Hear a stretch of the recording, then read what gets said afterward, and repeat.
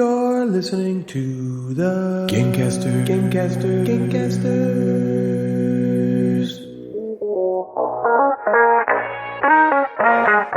Natalie, Jeff, and Ryan are the Gamecasters, and they do a board game show, inboxes, and nooks and games, and top 5 lists, and sometimes there's fart jokes.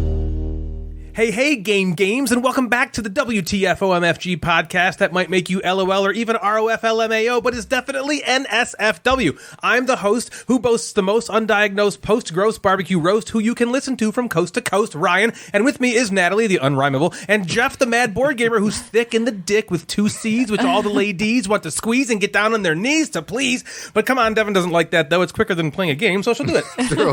We've got a stupendous show lined up for you today, fresh with loads of hot new games to talk about and listen about, so you can hear what we say and scoff at our dumb opinions, casting them aside for whatever reason you come up with, or hear what you like that reinforces the opinion you already had, and either way, you won't be swayed one way or the other, but it'll be an illuminating experience for you once you realize that's what's going on. So, before we get into all the nitty-gritty titty committee, we've got a story to share that I'm going to try to do justice to, but it's one of those experiences that A, you never forget for the rest of your life, and B, really need visuals to totally get. So I'm hoping I can do this. I'm regretting not taking pictures. I know.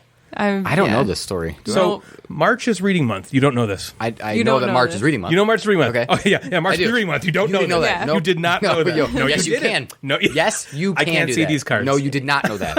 Okay? So March is reading month, and some people's kids just read naturally. Or read when you tell them They to. were born that way. My kids are what you might call readists. Okay. They want nothing to do with the written word and find it an archaic way of communicating. If they can't speech to text or watch a video of it, then it might as well be in the Smithsonian on display in the Who Gives a Fuck exhibit. So, Natalie and I have tried to come up with ways to get them to read. They can do it. The gift of reading has been bestowed upon them by the old relics of generations past. They know all the letters. They know all the letters from Natalie. They can read. They just do anything they can to not. So, we came up with a challenge. Whoever reads the most minutes by the end of the week gets a prize.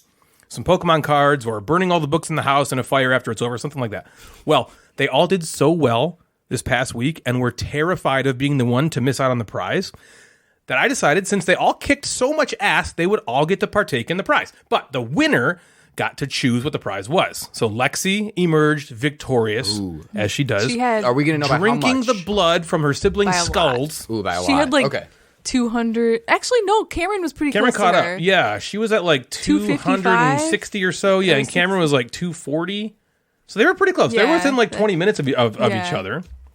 That's great, especially Ryan, up from 0. Yeah. Yeah, right? Like, exactly. That's like nothing. And Ryan and I participated too, because we were like, if one of us win, then we get a prize for ourselves. But we were like the pace car. Well, I was like last place, even though I'm the reader in the family. Exactly. Somehow. Right. So like I said, Lexi wins. Okay. And she decided that we were all going to go to the candy store. Huzzah! The children shouted together. I presented them each with $10 to spend at the candy store however they wanted. Is this one of those places are you going to tell us what kind of place this is? Oh, yeah. Oh, yeah. That's well, here's the thing. Okay. We normally would go to this awesome candy store that's like 40 minutes away, and this was on a Sunday evening. And so everywhere's closed. Everywhere's You didn't go to like Meijer or local grocery store and go to the thing. Candy store. Yeah. Like a game store sells games. Okay. So we were kind of like, let's go a different day when we can go to the store. And Lexi's like, no, I want to go now. We got to go right now. And so we are scared of them and listen to everything they say. And so we were searching for a local candy store that was still open, that wasn't super far away. So we found one in the adjacent city. The kids were so ripe with joy, they would have exploded into confetti if you touched them. They were trembling as though they had already had the candy coursing through their veins. So we get to this candy store that none of us have ever been to before, and the sign is really cute. It's really well done. It looks awesome. And it's in like a nice little downtown area. Yeah, so we're like this nice is going to be expensive, but it's going to be awesome. So this is where everything changes. Oh boy. We walk into the store, and it has just been robbed. Okay? There's candy, and the cases that used to hold the candy thrown all over the floor. Shit is tipped over and thrown all around. It's everywhere. Yes, everywhere. We gasp. All of us gasp audibly when we get inside. The kids are like, what? And we're all in shock. We're just kind of standing there. Someone just hit this store and trashed the place. But they didn't appear to have stolen anything. I mean, it was difficult to tell exactly, but it looked like everything was still there, just completely thrown about. You literally could not walk in the store without stepping on candy and toys and who just knows what else. So I'm like, oh my God, the police aren't even here yet. This must have just happened. And I hear people talking in one of the aisles, like very low, and I can't make it out. No doubt one of the workers who's just completely dejected and traumatized at what just happened. And then we kind of see some people. One of them isn't wearing shoes. So we're like, oh shit, did the kids steal their shoes? And then we keep looking, and the lady who doesn't have shoes has a pricing gun in her hand, and she's using it on things right then. She doesn't seem worried at all. I noticed that there are price tags from said pricing gun stuck in her hair. Natalie looks back at me and mouths, oh my God. As we start to realize this place has not just been robbed and ransacked. This is the store. Lexi literally grabbed something off of a mound on the counter to look at it, and 50 pieces of detritus underneath it slid onto the floor, and nobody looked up. We keep moving inward for some reason. Music is playing. We hear music. Okay. But it's playing from the speaker of a plugged-in cell phone dangling off the counter. That makes sense. Cameron notes he sees a display of Pez dispensers, only he can't get to them because in the way are piles and piles and piles and piles and piles and piles and piles and piles of junk. He can see the dispensers, but unless he takes a few hours to move the junk out of the way, he'll never get to them. Nobody is speaking in this store. Nobody, including us. We're all extremely uncomfortable and very shocked. Confused. Like, what? Like what's happening in here? Okay, to give you a visual, imagine walking into someone's house that's a hoarder. It's like a hoarder. That's literally what it looked candy. like. No, it was candy and toys. And the racks that held the candy, where there was no candy on, they were tipped over. All over the place. So let's say there was a nice place. Let's go back in time. This is a nice place. And I just walked in there and I just closed my eyes and ran around, and I just knocked a bunch of shit over. You would then create this bull in a china shop thing, right? Honestly, I think it's, from what I remember in my perspective, it was more like there was stuff on all the shelves, but there wasn't enough room, so that everything else she had was just thrown on the floor. But some of those things thrown on the floor were other shelves. Yeah, I didn't really notice any other shelves. There was like 20 of them. Lexi kept tripping over them. I don't know. I just saw was literal piles of stuff. So we're all just like, how is this place operational? Yeah. What is this woman stickering? Why is it in her hair? Where are her shoes? Why is there candy thrown all over the place? There are seriously racks that Natalie does not remember that clearly held candy that are just thrown all about the store. The store was not as big as half of my basement, yet it had more items in it than I'll ever have owned or will own put together in my entire life. We were standing in a garbage dump of candy, and it felt like the ending of Toy Story 3 as we were just resigned to the fact that we were about to die here. Yeah. There was all these weird little like coves too. Yeah, Natalie and I made our way into one of these coves. We went to a cove that had a bunch of like refrigerators. You could like see the floor. That with like drinks. But we were like whispering in there like, how do we get out of here? Oh my God, they better pick something quick. We gotta get the fuck out of here. So we were like, we gotta go, but we were like, we're in a candy store that the kids can just like, anywhere they touch, whether they want to or not, there's candy there. So I'm like, they're gonna fucking love this place, right? It's in mounds that they can just swim in like Scrooge McDuck. Why wouldn't they love it? So they're probably on cloud nine is what I think. But I meet eyes with Cameron and he looks at me and in a low voice he goes, this is really creeping me out. And so I'm like, fuck yeah. Okay. So we all huddled together and I'm like, hey, let's go get ice cream right now. And Scarlett's kind of like, what? Wait, we just walked. And I'm like, right now. And they were like, oh, yeah, yes. Okay. Yes. Except was Scarlett kind of like, what do you mean? This is Scarlett and Lexi were both kind of like right now, like we just got here. Yeah. But Cameron was kind of like, give me the fuck out of here. And so were we. We were like, we gotta go. Quick. So they say yes, and we fucking skedaddle out of there as fast as possible. The shoeless hair tag woman shuffling behind us, kind of suspicious that we're leaving so quickly. We get outside, and it's like we just crossed the border from that scene in the movie The Labyrinth, where that junkyard lady is showing Sarah all of her childhood toys. If anyone's seen that movie, they get it. It was fucking insane. Yeah. As soon as the door shut and we were out of there, all five of us just were like, what was that? What just happened? Oh my God. And we were all just like, rah, rah, rah, like talking like, oh my God, what was in there? Like, that was insane. Ryan's like, I thought they were robbed when I walked in. We were just like all like chattering. I don't know how you don't remember the racks. There was candy and then there was racks, empty racks, tipped over. I'm like, there's just, what happened in here? I'll be honest, I walked in and stayed in one spot and I was just kind of like, so how much candy was stuck to you when you left? Did you bring any freebies? We are still bringing it. Yeah. Well, that's the thing. I'm like, she's looking at us suspiciously as we're leaving. How the fuck would she have any clue what is and is not on our person? How could she tell what was stolen? Did you go on Amazon or not Amazon, on Google? Yes, we did. Okay. Yes, and guess what? They were not as bad as you No, not a single person mentioned that this looked like a disaster. Like everybody, the worst thing people go to said this was place. like, they said you was have to like, go. You have to go oh, see it. I have to sometimes go. the It's in candy is go. expired. Sometimes I bought candy there and it's expired, but it's a neat. I know. The candy expired. But mostly Well, they if were I'm gonna like, head out to Upkeep. Yeah, on the way. Not too far yeah, on the way, it's hit in up the downtown store. Milford. Yeah, it's closer to us. All right, don't tell me what it's called on the air. We won't mess with people. Yeah, for sure. But- People around here, but like it was like, I don't even remember. I don't even remember what it was called or something.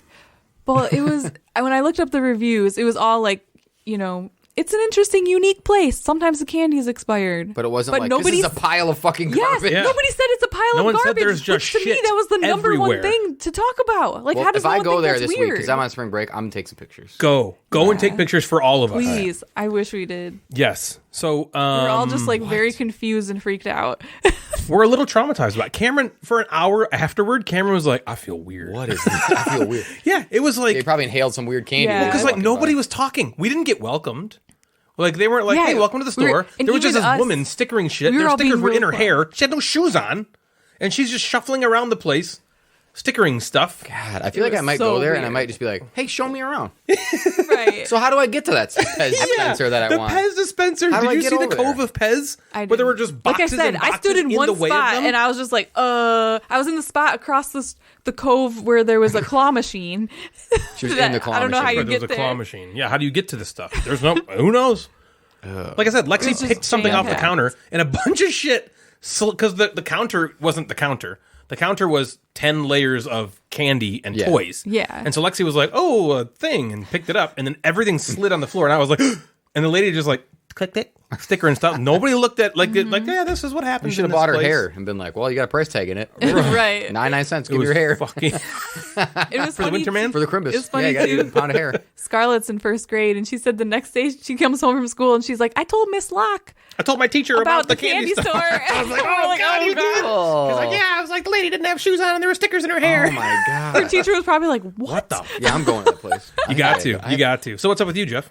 Man, we're on spring break. So this is Yay. now You're just starting yeah, spring so break. we're just starting spring break. So this upcoming Same week with us. we're on break, which is maybe the most needed break I've had in my teaching career. wow. Really, the kids are bad this year. It's been just a rough. It's not only just the kids. It's just all around has been a tough year. the adults too. And just like every teacher I talk to has been having just a year. Yeah. With Everyone's this just is the fed first up. full year back with like No little to no masks, COVID no- restrictions, if yeah. anything. Are This students is- getting COVID? Not really. No? They're also not like they might be getting it, but they're not coming to. They might be just coming to school. Like people aren't testing as much anymore because also people are just getting regular sick. So I think if you're like not running a fever, kids are just not really testing. Yeah, if they just have like a cold or whatever. Which is fine. We we got to get back to some sort of normalcy in school or whatever. But that's not even. It's not even just like the COVID stuff doesn't bother me. It's just I'm teaching a group of kids that didn't go to middle school. Like they didn't go to middle school. Their 6th grade years was entirely canceled. Their 6th grade year they were shut down halfway. Their 7th grade year they didn't even have, and their 8th grade year was like half in school, half out of school. This ridiculous Yeah. thing. And now they show up to 9th grade, and now all this weirdness from middle school is bottled up. So they're a bunch of fucking weirdos. And I can't even there's been years where I get frustrated with like administration and curriculum and like background stuff, and I get to go in my classroom and have like the escape of like, okay, cool. Like, this I is what like I'm my here kids. I for, like what yeah. I'm doing about. And now I'm like, I don't know if any of my students are listening. I don't care. You're You're fucking weirdos. losers right now. They'll be fucking weird. Be But like I normal. go in and I'm just like, this sucks, and I go in the hallway and got to deal with this thing that sucks. It's just been a frustrating year, and I've talked to my other teacher friends, and people are feeling the same. So it's been really draining. But this is a good time for a break because after Yeah. this, it's kind of downhill. It's nice that the weather gets a little better. There's also like seasonal Yeah. depression in Michigan. Oh, That's yeah. definitely It's a real hitting thing now. because you don't see the sun forever. Right. But there's no more breaks basically from here until the end of the year. Oh, So jeez. it's- Okay. There's There's like just, a like, Memorial There's one Day. more, Yeah. Memorial Day. So I'll have to have some strategically planned sicknesses. off. And You're looking a little peaked. yeah. So we're both, and Devin's on break too, which is gonna be great. So we get to kind of spend the week together with / without the kids, and Yeah, fuck as much as you want. yeah, Yeah. whenever, wherever, As much sex as you want As to long have. as it's not or as You long think as as a- much as Devin wants. as long as much sex or as little sex as Devin would like to have with you. Yes, yes. You would have. we did finish Poker Face. Okay. I Oh, think I right. talked about You it did last talk time. about it last time. Natasha, And I really liked it. I also like Natasha Leone, whatever her Yep. name is. That character's fun. She is And cool. Devin said something to me when we were watching like the 4th or 5th episode that has like stuck with me. And every time I've seen someone talk about this show, it now comes up. This show reminds me of Columbo.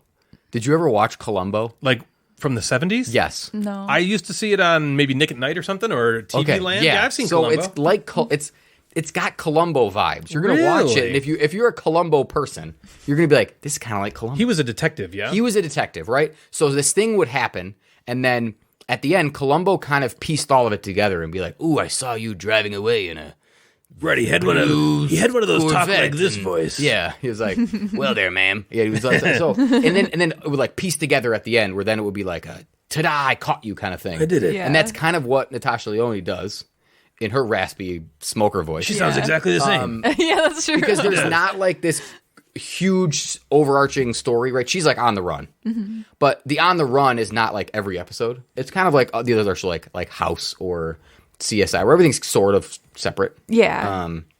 And then they touch on it in like random episodes and be like, "Ooh, the person's getting closer," little or "Here's callbacks. the end." Yeah. But I don't know. I really liked just the feel of the show. Maybe it's because I like Columbo. And Cotton. But I did talk to John Klinsky yesterday, and he's like, I liked it. I didn't love it, and he didn't love it because it lacked like that overarching story. yeah. He But I'm wanted, like, he he wanted wanted an arc. something a little bigger. Yeah, with that What storyline. how do I watch this? It's on Peacock. I was going to say, I think it's right. on I know, something we which don't is have. another fucking thing, which is so annoying that it's not like, and it's also not just on NBC, where you could like, if you had Oh, yeah. cable, We don't I have think that you could We don't watch have it or cable. record it. Yeah, but it's only I on think Peacock. it's only a Peacock thing, and it's annoying. TV has no identity right now. At least when cable is a thing, at least there's an identity. Everything's on cable or it's on HBO. Yeah, it's like, oh, it's on my Now DVR. it's like we have all a way have to our own watch streaming everything. service. Yeah. This thing is on TV, but not on TV. There's Hulu with TV Yeah. or without TV, Yeah, it's or Hulu confusing. with TV, live TV, and no ads, or Hulu and with some TV and things ads. are on Hulu and Peacock, and some things are on Some things Hulu are and only other on this. Some things you can watch on. Yeah, you can watch it on Hulu, but you can't watch it on Amazon sucks. Prime, or you can buy it on Amazon Prime. But you have to, if you buy it, either you can buy it as Amazon Prime, or you have to subscribe to Peacock Yeah. to get it in perpetuity. Or you used to be able to go, all right, now I have, if I just had cable, I had everything. Yeah. But if Yeah, you cancel that's what cable, I mean. then you picked other There things. was an identity And now there. it's, all right, I canceled cable. Shit's all over the place. Now I can't watch what's on cable, and if I just have the apps, I can watch it on the apps. But if I have cable, I can't watch Poker Face. I can't watch on Apple Right, TV. can't- Technology is Sucks. cyclical. Yeah, So it's cyclical. It's gonna come back. Eventually, cable will be back around. Yeah, and then we'll be recording things on VHS. Exactly. And It'll we'll be be great. like, oh, why can't they just split some of these Yeah. off? I just want one of these. That's really, I think, the only thing. We're watching Parks and Rec again. Devin hasn't seen the whole thing, so we're going through good. that. That would be the reason if you didn't have Peacock and wanted it. It has The Office, Right. Parks and Rec, 30 Rock. If you don't It's think you'll got watch them those- enough, we bought all of those. We bought Parks and Rec? Yes. Oh. We have The Office, and those Parks and are- Rec. I think we also have 30 Rock, and we have Brooklyn Nine-Nine. All yeah, and those are like the go-to big just four. shows for me to just Yeah, watch. right. So it makes sense to have it, but You just have it. you just have Yeah. it. Other than that, nothing to do anything. We had my daughter Millie turned 1. Yes. I remember birthday that. party. About a week and a half ago or so. And we had a birthday party. We went bowling, obviously. Millie was Canadian so bowling. Yeah, there was candlepin bowling, Canadian bowling. I Natalie believe she loved held it. that ball. Yeah, and it was really fun. She was the ball. We just Yeah, rolled she her. got the Yeah. ball. Yeah. She's a little butterball. Yeah. It was She's very great. resilient. It was very cool to celebrate her and the year and with like family and friends and Yeah, was a a lot of blast. people there. wait like I can't believe she's okay. a year old. So you send out invites for things and you're like, all right, it's Cameron's birthday, and you 30% of these people will show right. up. You think that people are going to say no, and they do. People are busy. Every fucking person I we sent an know. invite to was like, yeah, we'll be there. We'll be there. I'm like, gotta go. I have to pay for this. Yeah. I'm like, Don't you think of me? Why is everybody- It's like you every invite them bowler. and you're like, Yeah. don't you even What's think wrong of with me? you? Why haven't you Yeah, be like, declined? okay, you can come, but now you owe me Decline. $17. Yeah. On the invitation, it should be like, I'm inviting you because I have to. Do not feel like Yeah. you also then Yeah. have to show up. Right. You cannot come, and it would actually Yeah. make Don't me feel happier. obligated. Right. A lot of people would like that, I'm sure. They'd be like, Yeah. social Oh, obligation I have to go okay. to. All And right. if you tell them, No, I'm only do inviting not. you so you won't be mad at me. How about you don't come, Yeah. then I'm not mad at you. Yeah. It was probably like everyone's end of happy. the winter, and everyone's like, "Let me get out of the house with my kid." That's exactly what for it was. free. Yep. and Right, do no one something. give a fuck about Millie. Yeah. They just care about Yeah. themselves. Well, and then Stupid, well, we do selfish something. bitches coming to the bowling alley. Yeah, and we did something at the bowling alley, and we did it with Jack's first birthday too. Where I was like, I told everybody, we're not going to open gifts Yeah. because I really don't think. I think it's pronounced GIFs. Oh, gifs. Yes. We're not going to open any gifs. Everybody, on your phone, you can watch your phone. Yeah. You can't open any gifts. I don't think that anyone cares the other people like No, opening gifts I agree at with these you. events. In fact, it's annoying. It's when you annoying, have to where you're sit like- there and watch because no one So- gives a fuck. You Right. don't care. Well, also If you're Millie having- doesn't don't- know either. If Millie was like She's got no opening it idea. and like showing a reaction, Sure, that's kinda one fun. thing. Okay, But like she doesn't it's know what's going slightly on. better. Still sucks for everybody else being Yes. there. I think. We The just opening took all the presents gifts part. home and opened them by ourselves, and it was like Yeah. perfect. We don't have to subject anybody. And we said to my mom or like the grandma was like, if you want us to open it here, sure, we can do that. That's But that's cool too. Like no. if you really want that, so Then in just, Millie's age tell doesn't me. really matter. But like say Jack, if Yeah. like your mom wanted to watch Jack Like, open oh, her I present, got him a bike. Let let's him open watch it or, or even something. whatever it is. Yeah, that's like okay. Take him aside, open it, and you can see the reaction. Yeah. But you also don't have to do the thank you. Oh, thank you. you. Oh, write it down Oh, from thank here. you. Yeah, we'll get it. Let's yeah. read the card out Yeah, loud. especially with that many people. Yeah, pass. But It's it annoying. was a blast. It was a good time. That's cool. Yeah. Have you guys ever seen those? So let me preface this. Okay. Many years ago now, probably a decade ago, I came upon something that made me laugh harder than I may have ever laughed Ooh. until, Jeff, you and me had our Brule-a-thon Okay. for a year and a half straight. Yeah. I don't think I've laughed so hard before or after that from this. Okay, this is the stupidest thing. Okay. But I remember I saw one the other day, and it made me harken back to like 10 years ago, and I was like, I want to tell people about this. Have you ever seen those autocorrect fails? Yeah. Those are. Yeah, those they're are so Where funny. people are talking to usually like family members and Right. saying ridiculous things. Okay, I don't know. Again, I don't know that I've ever laughed so hard. I want to bring them back, or I want to. People that don't know about these, I want them to. Yeah. So what I did is I found 10 of what I think are some of the funniest ones, Okay. and I want us to read them, acting as the Okay. people in these text messages. Okay. Okay. Okay. So the first one is going to be me and Natalie. So these are real, as far as I know, they're real text messages that someone was trying to convey some sort of generic, normal, everyday workaday text. Yeah. And a word It's was auto-corrected. auto-incorrected. Auto-incorrected. Yeah. In the worst possible way it could Yeah. be, to where it usually makes the text still work. Yes. Right? Yeah. Because if it doesn't, then it's just nonsense. Then it's nonsense. Right. But this is okay. So here we go. So Natalie and me, we're going to do the first one. So Natalie, you're going to read the green part, and I'm going to read the gray area. This is to a guy named Chris. Okay. Okay. And Natalie's going to play the girl. All right, go ahead. Thank you again for an amazing first date. Anytime. When's the second date? I cannot wait to see those big, beautiful nipples of yours. No. I'm so sorry. I meant dimples. My phone changed it. I did not mean to write nipples. I'm gonna go jump off a bridge now because this other person does not respond the whole time. It's just I like would love- five texts. So Ryan just sent these to us like just slightly earlier, but I wish there was like a timestamp of like how long. Like he obviously Between- sent those really quickly, or did like the last two? Did he wait like 5 minutes? Right, how you know long? What I mean? Right. I'm gonna guess he was panicking, like fucking mad, and just boom, boom, Yeah. boom, boom, boom, boom. She probably responded not long after that. I'll bet. Yeah, because if you sometimes when you do this, like if you were texting like a friend, you might just do it and put your phone away and then not look. Yeah. Yeah. But like this being like a date one, Right. You know he read that text like 45 times after he sent it. He probably he hits send as he's hitting like, send. He sees nipples and then Like, why would I say nipple? because his first text is no. Right. I'm so sorry. All right, that's the first one. Second one is going to be me and Jeff. These are two guys Bro, what's up, bro? talking. Exactly. All right. So, all right, I'm going to do the green. Jeff, you do the gray. All right. So, how was the date last night, bro?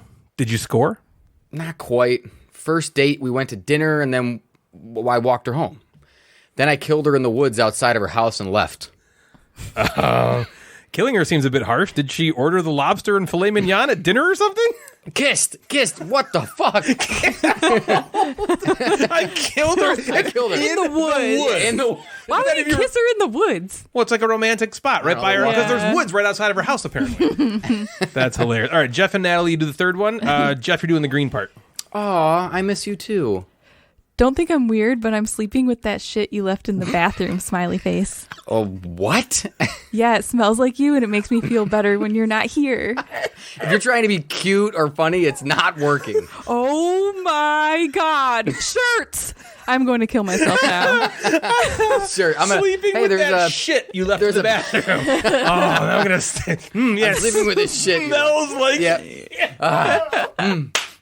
Did you waffle stomp this morning? That smells wonderful. Did you cut that up with a poop knife? This smells I love great. sleeping with it. I like that he's like, if you're trying to be fucking cute and funny, no. Not fucking funny. All right, me and Natalie. Okay, Natalie, you're the gray. Okay. So this is between a mom and her son. Okay. Are you hungry? Starving. I thought you might be. There's a huge surprise waiting for you in the kitchen. It's your favorite. Love, Mom. I hope it's your shaved pussy. Oh my God. Please don't read that last text. It was the worst autocorrect of my life. I meant pork. Shaved pork. Mom. Oh God, Mom! I hope your shaved pussy's waiting for me. Can you imagine for 1 second being the mom? Oh my God. Are you hungry? Starving. I thought you might be. There's a surprise for you in the fridge. And then you just see, I hope it's your shaved pussy. God, I hope it is. See. Oh man.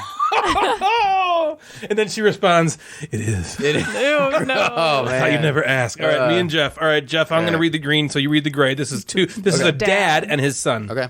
Jeff is the dad here. Oh, you there, Sean? Yeah, what's up, Daddy-O? I'm eating your mother out tonight at 7, so you have to find your own dinner. Not sure how to respond to that. Have fun? I'm not eating her out. I'm eating her out. Oh, that clears it up. I mean, taking. Well, this has been a fun chat. Oh, that's messed up. I'm not eating her out. I'm eating her out. I'm eating her out. Don't you understand? Some that I didn't include in here where someone is like, oh, actually, there is one I did include. We'll get to it in a minute. All right, this is Natalie and Jeff. This is between two friends talking about a guy. Natalie, you're going to be the green. Jeff, you're the gray. Okay. I'm fighting with Mike. Again? OMG, I'm sorry. Yeah, it's bad. And I think it's this time. It's it this time. Oh, it's it this time. He just drove off with his mom's corpse. With her corpse? Holy shit, no. Her Camaro. But that would be a good last straw. Yeah. You know what? I think this is it. Well, He's got his mom's corpse in the fucking Right. trunk. This is the last straw. This is the last straw. All right, Jeff and me. Again, this is another dad and his kid. All right, I'm going to read the green here. Okay. You're going to be the dad, okay? All right. Dad, do you have any idea where my diploma is? It's in your mother's anus. Anus. In her anus. Jesus, Mary, and Joseph upstairs in her house in storage. Wow. Okay, I'll search mom's anus. Thanks, Dad. Those are the funniest to me. It's in her anus. Yeah, anus. Anus. It's in your mom's the anus. same Can't get your phone Anus. to do Your it. mom's anus. Why would you keep hitting send? I know. Read it once.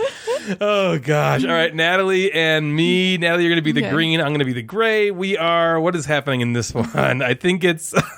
I think it's people like maybe a couple. Yeah, maybe a couple dinner. talking about dinner plans. Okay, go ahead. Okay, chicken vaginas sound good for dinner.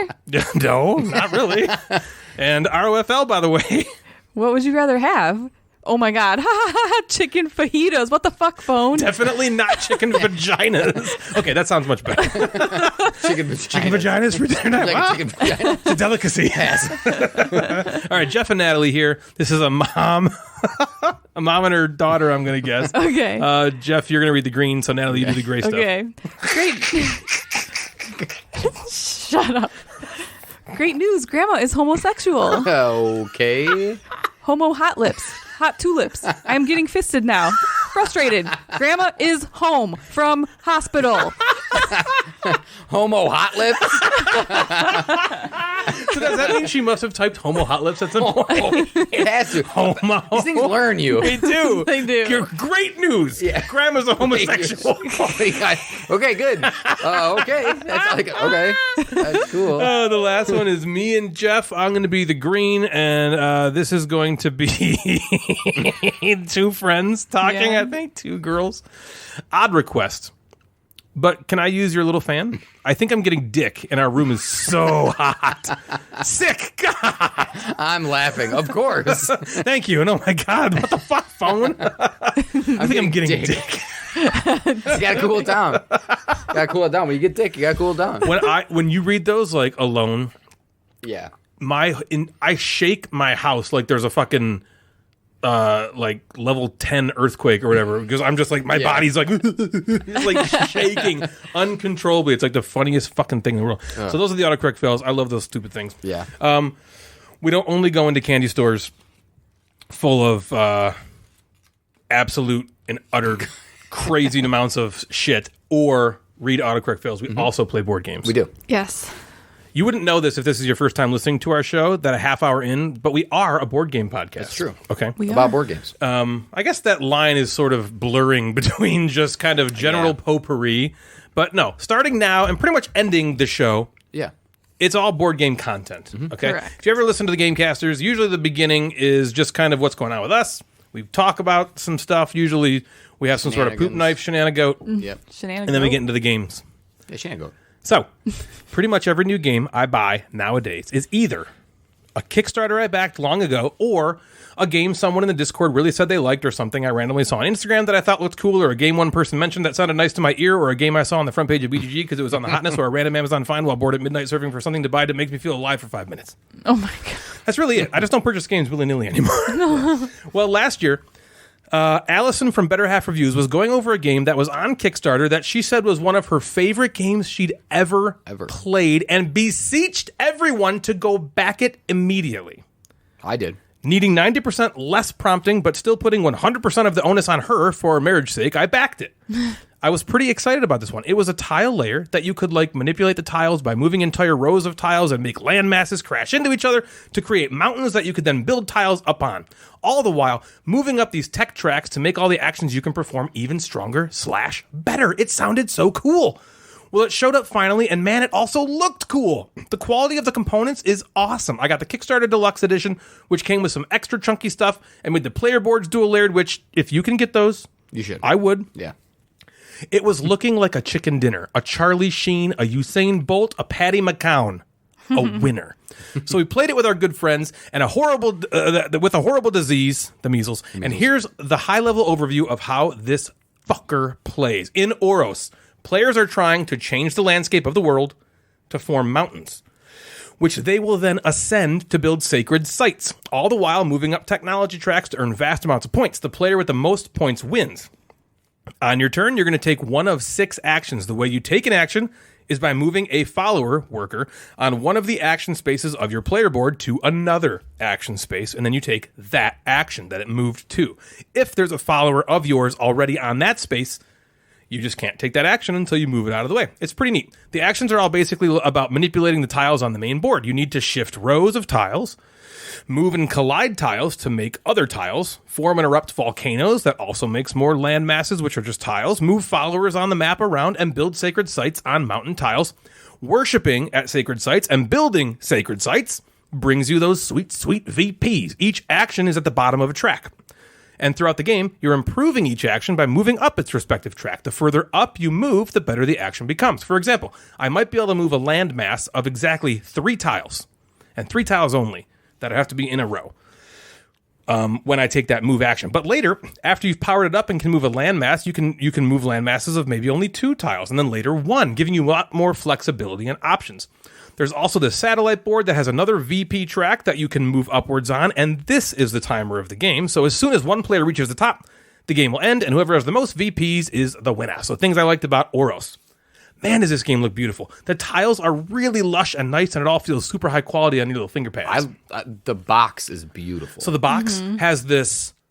What's this? How do you describe it? It's got like this, like glossy, only maybe. in parts of it, but only like certain It's like a areas. swirl. It's almost like swirls throughout the thing. Yeah, and they're like part matte. Now the part tiles shiny. are like that too. Yeah, the tiles are that have that same. Yeah, it's really pretty. Thing that's called something. Measles knew what it was and said it, and I don't know what the fuck it was.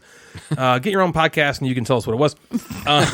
Also, there's this rules video put out by the publisher. I think it was that might be the best rules video of anything I've ever seen ever. Okay, good. I was blown away by how great this rules video was. Have you? Did you even touch the rule book? Yes. Just during the game? I did. No, I went and gave it a quick read through because there was one thing that I wasn't 100% sure if it related to because it was old. It came out before the game was completed. So the stuff he was looking at looked different than my stuff. So I'm like, I wonder if there's something. Well, they did a shitload of stuff on TTS. They did a lot of, I think, playtesting and stuff? I think they did. I feel like I remember people playing it on TTS before. Yeah. So obviously making that video makes it so easy to be like, oh my gosh, boom, here it is, go play it online. It was so well done. Much better from learning them from the rulebook, which has a couple issues in the rulebook. One notably is there's a rule of the game that's presented in the rulebook off on its own in a little bubble that says tip. And I'm like, wait, that's not a tip though, I don't think. That's a rule you must You have follow. to do. That's weird. Yeah, so it's really strange. And I even asked Allison, I'm like, what the fuck? What's up with this? And she was like, I don't know. I don't know. I mean, I don't expect her to answer. Maybe she's like, I don't know. Right. She's like, well, some people might do it this way. And I'm like, yeah, but you have to do it this way. Right? But it's calling it a tip, like, hot tip. Here's a strategy tip. Play by the rules. Yeah. Like, Right. what? Okay. And here's the rule you got to play by. The way you choose to take actions is also pretty cool by moving followers on your player board to spaces where there aren't any. If you're not planning correctly, you can set yourself up for failure. You might really need to take the move action this turn, but a follower of yours already is on that space. So you first have to move it away, taking another action you maybe didn't want to, just to clear the move action now that you can take on your next turn. And that was a fun little puzzle to figure out. I really enjoyed that part of it.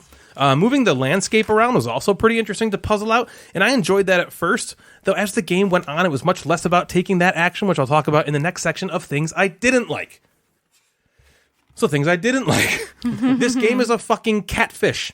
It looks so cool, and the rules video was great, and man, it seems to have so many cool ideas, but really the game boils down to one path, the only path to victory. Constructing? That's not a word. Constructing mountains and building sacred sites. That's it. If you don't do that, you will lose. I don't see there being multiple paths to victory in this one, and for that reason, I am not likely to come back to it that often. You must do the same thing every game to achieve victory. Sure, you can run some of your tracks up and get victory points that way, but I don't think there's any way to win if you're not also building sacred sites. And here's why that can be a bummer. We played a 4-player game, and 3 of us found ourselves next to each other. The 4th player was cut off from us, and it was nigh impossible for him, Measles, to get where we were. And here's why that's a bummer. The 3 of us that were together were using each other to construct mountains and build sacred sites. Each mountain space can only hold 3 sacred sites, and no one player can have more than 1 on each mountain space. So it was all in all 3 of our interests to piggyback off of each other and get our sites built on each other's spaces. The 4th player was just trying so hard to get into the fray and do anything. By himself, he can only build 1 sacred site per mountain tile, and so it's going to take him much longer to build the mountain tiles, and so misery for that fucking player. And it was. Yeah, I bet. This game can be very mean, where it might take your entire turn to set something up, and then in one action, the next player can just completely fuck you over, and now you're stewing as that thing you just spent all this thought and mental dexterity to pull off has just been ruined, sometimes unintentionally. Now, the rulebook does specifically warn against this. It basically says, hey, try not to set yourself up for something that can just be completely fucked with right away, because that will happen. But oftentimes, there's nothing else you can do but try to figure out how to help yourself, hoping that nobody fucks with you. You don't have infinite amount of actions to do per turn to get done what you need to, so sometimes you just need to take a setup turn that can just be completely fucked with.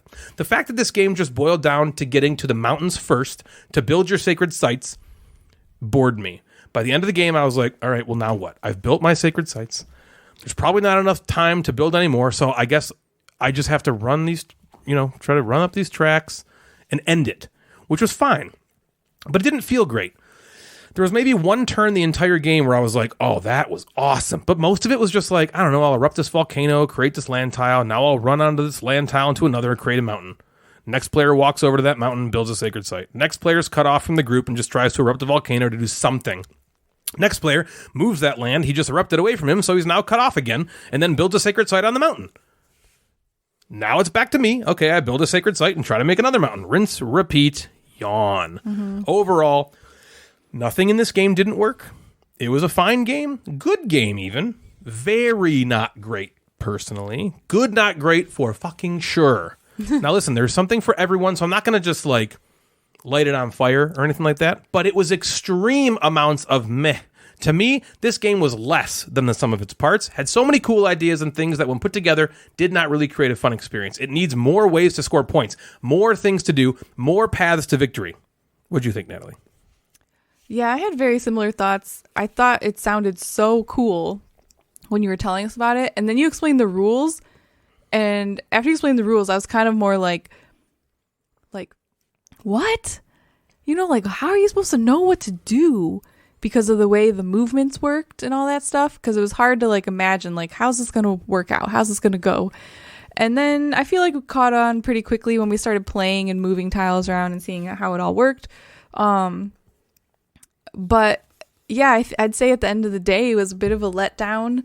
There just wasn't enough depth. Like, once the game was over, we kind of realized, like you said, it's you're just basically like moving around the stuff, like the tiles to make mountains, and then the rest of the game you're just quickly trying to build sacred sites, and then the game's over, kind of thing. And I feel like if we played it, I mean, again, we've only played it the once, but I feel like if you and me played it on our own again, why wouldn't that be the same exact thing that happens? What else would you do? Right. But, you know, like, there was cool ideas and stuff in it. Like, I did really like your player board with the way you took actions and how there's all those tracks and you can, like, move up them, and how you had to, like, be careful of how you moved your, you know, your little workers, because you could only take what was open and not a space where your workers already were, and different things like that. I thought that was really cool, and I liked that part of it. Sure.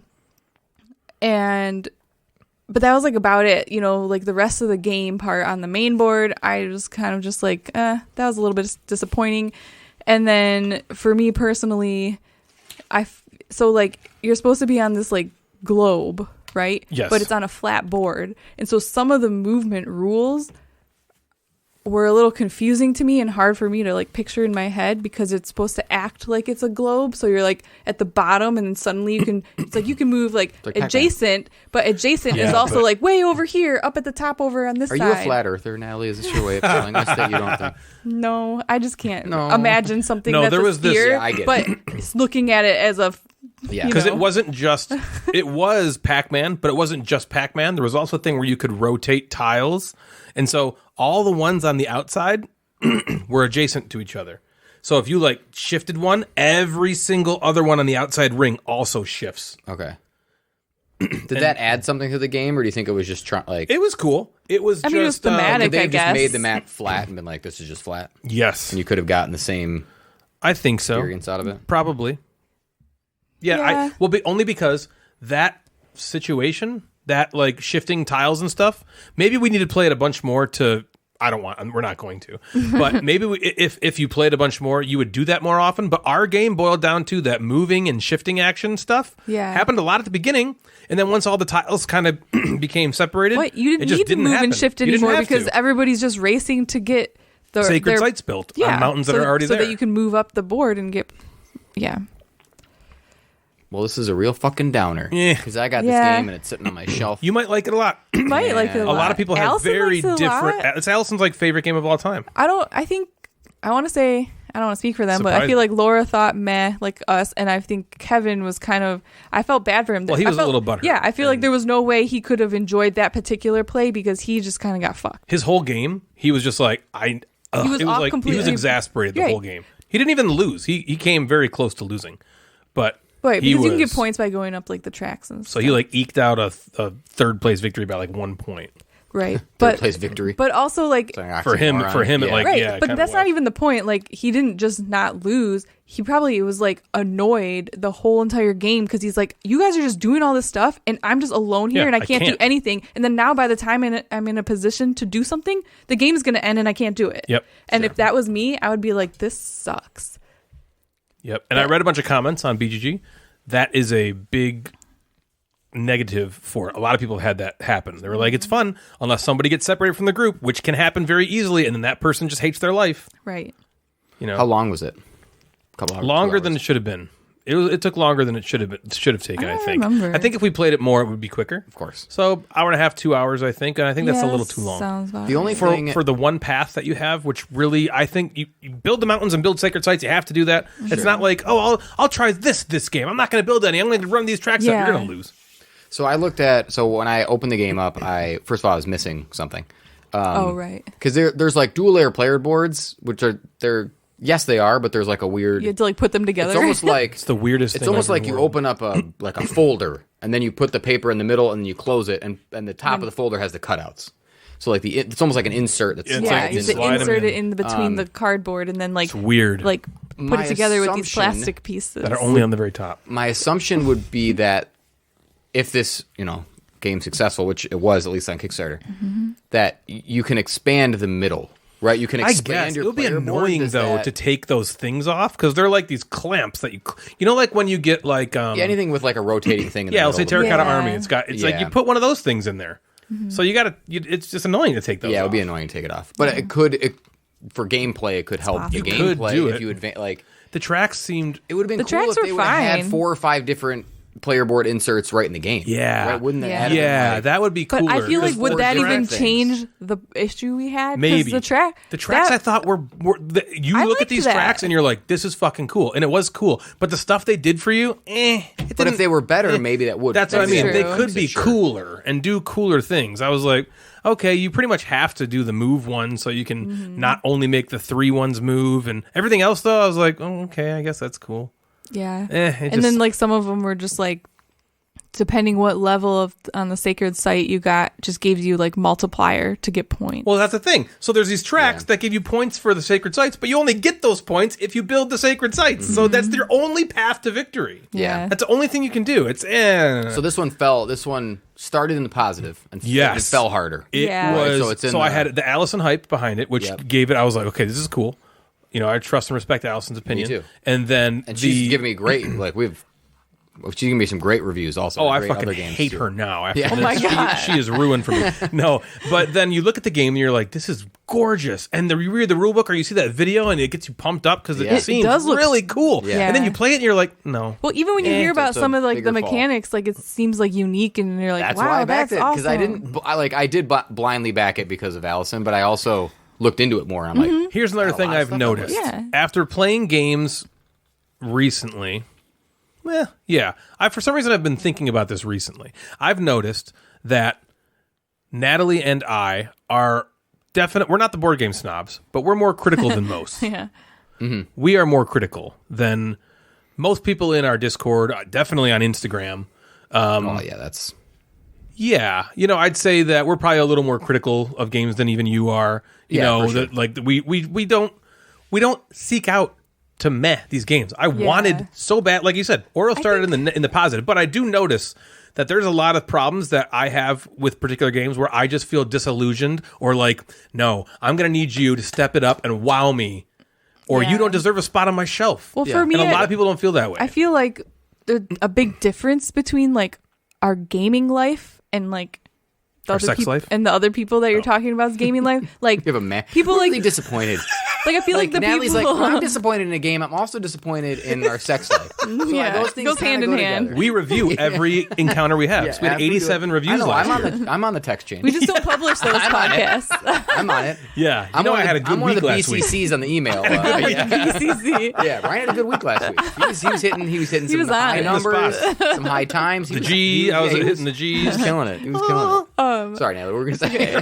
But like I feel like the difference between like us and like people in the Discord, like I think of like Shelly and Ta and like everybody, I feel like they're all playing games constantly and we're just not. And so when we make the time to like sit down and play That's a a good game, point, yeah. we don't we're not playing so many that it can be like, oh, that one was okay. That was still pretty good though. I'll probably play it again because I play games, 6 times a week. Like for us, it's like rare enough that, I mean, maybe just That's a very salient point that's you've made. that's the reason There that is- I think that I'm more critical is because I'm like, if it's gonna Like, damn, we just it's gonna wasted take up the our time. game. The one Yeah, time this week I'm the gonna game play a night is game and it ruined. wasn't that good, then I'm really disappointed. But if I was playing games and that's all I wanted to do and I'm playing them all the time, I think I would be more lenient with my criticism. I don't think I would, but I think would. that's very. I agree. I think that's a very valid point.